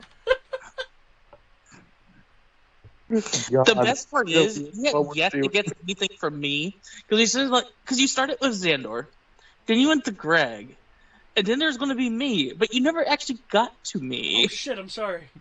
I Don't don't know worry. if you realize that when stuff like this is going on, I'm also constantly thinking, okay, what's the NPC's perspective? How does all this it's information fine. link? Because And sometimes all I'm like, if I skip any of you guys, just like It wait worked for me to take a out. pause in what I'm saying. Go, hey, No, the reason why it worked out is because all I would have done is simply said, I'm fighting for the Mandalorian because the fact that he saved my life and he helped free my people from being genetic experiments being used to fight other people and amongst ourselves. From what I can tell, from literally seeing everything after following the Mando, per respect and debts, is literally the person just turns people against each other to distract from whatever they're doing with their actual military. And all I've seen is one protector do genetic experiments, another protector he was setting guarding the death genetic watch. experiments. He wasn't doing them himself. He was you get what I mean. And he was guarding the genetic experiments on my people. The other one is literally trying to build a death watch genocide machine here, from what we heard originally. Mm. Yes, I know what Death Watch is, courtesy of the fact that I'm actually in the presence of a Mandalorian for most of my life at this point. Mm. Since I've been on planet. And we've literally watched the First Order tear itself apart in civil war on a subcontinent over there. Oh Yeah, my you so God. you so much like. Sorry, go on. So That seems to be a constant theme for us. Mhm. Infighting for everyone. And then we watched rebellions tear themselves apart to end fighting. And the only thing I can think of is there's some grand mastermind doing all this thing. And the only grand mastermind I've ever heard of, even being remotely close to that, is probably manipulating you too. Like, there's some fucker somewhere doing the Gendo pose, just watching this whole. So, even if I did not have the definitive evidence that Crow literally just goes, "Here, watch this," I would have Clearly literally it's just pointed genetic. that out based on. So I would have just pointed out that there's clearly someone manipulating your dumbasses. I wouldn't have said that part, but No, they're I would randos. have- You can call them dumbasses, and they're cool. well, I wouldn't have said that part because I would probably be distracted by a dog. Because it was still growling the whole time, wasn't it? Yep. Until the guy had his Then, mental yeah. breakdown, yeah. Yeah. So, yeah, basically you would see Dimitri have this conversation, form a sentence, dog would start growling again, I'd stare at it. But effectively, it would just boil down to Dimitri using gut instinct to say that what you did by providing evidence. So it would have been nearly the same result, probably. But it allowed me just to do things, which were funny. So it worked. Yeah, with your summary, it really does actually sound like you guys have been through a lot of stuff. And to put it in It all perspective, involved it's infighting been with 18 months. Mm. Game time. 18. Look. Oh God, look. Like if you look into our players' eyes, like from like a year ago to now, holy shit. we've got that 1,000-yard stare kind of thing going. You would, that's for sure. I think the Mando and Sky would. Dimitri's just like, this shit's too surreal for me. Am I dreaming? That's I imagine that sometime there's going to be a line of we're no pawns and we never were. And all I would say was prove it. Stop fighting us and deal with who was actually manipulating everyone. No, I mean no, you guys, you guys as the players. It's like there's a mastermind thing going on, and it's like you guys are like cutting through it by like maybe occasionally being in the plan bracket, but then bashing into something else. It's like you're like this X Factor going in through this mastermind's plan. Well, we were from the beginning, because it's not like they expected us to be able to take over an entire island's black site without it making a sound. Yeah, no, you guys have done good stuff. And like as I showed in the mainland, they apparently have contingencies for rebellions because the Gemini's been going around smashing shit. And they tried to smash us. First attempt didn't work. They'll be back, I'm sure. Well, they'll have to be back at this point. But, that's a later problem. Yep. Because now we get to go into space and do the Space Force, and by the time Space Force resolves, the Mandos will probably call us back and let us know how that meeting went. Yep. I'm gonna have to think about the personalities of the other protectors to kind of get a gauge on how that'll shake out. We're giving them the raw footage so they can do whatever they want to do to verify it's authentic and has not been tampered with. Because I am wondering if this is going to have a certain thing be outed that I didn't expect to be outed until a smidge later. It's too late. It's happening. To figure out. No, I seriously, no, 8 times out of 10. 8 times out of 10, I love it when you guys do something that is like, oh shit, I need to react to this now. Okay, how does this pan out? And boom, here's some unexpected shit because you guys did something unexpected. I say 8 times out of 10 because there are a few times where I'm like, oh, shit, but most of the time, it seems like one of those times where you're like, this is awesome, but shit. But anyway, do you guys want to do the any kind of since this is inclusion mission? Do you guys want to do any kind of time pass between now and the space? I imagine we'd want to do a time pass between now and Space Force, but I figure Matt might want. Well, usually Matt doesn't weigh in, but I assume we want Matt to weigh in, or at least have the option to weigh in on how long the time skip would be. Yeah, but either way, I will definitely have one because I can't be sure if, I really have to check this, but I have 39 character points. I don't know how I got that, so. Well, we've been getting double-digit XP for the last 3 sessions. I'd say you've missed several sessions, and we've been completing a lot of missions since you went on your little mental health break. So. Yep, that's fair. By the way, are we still recording?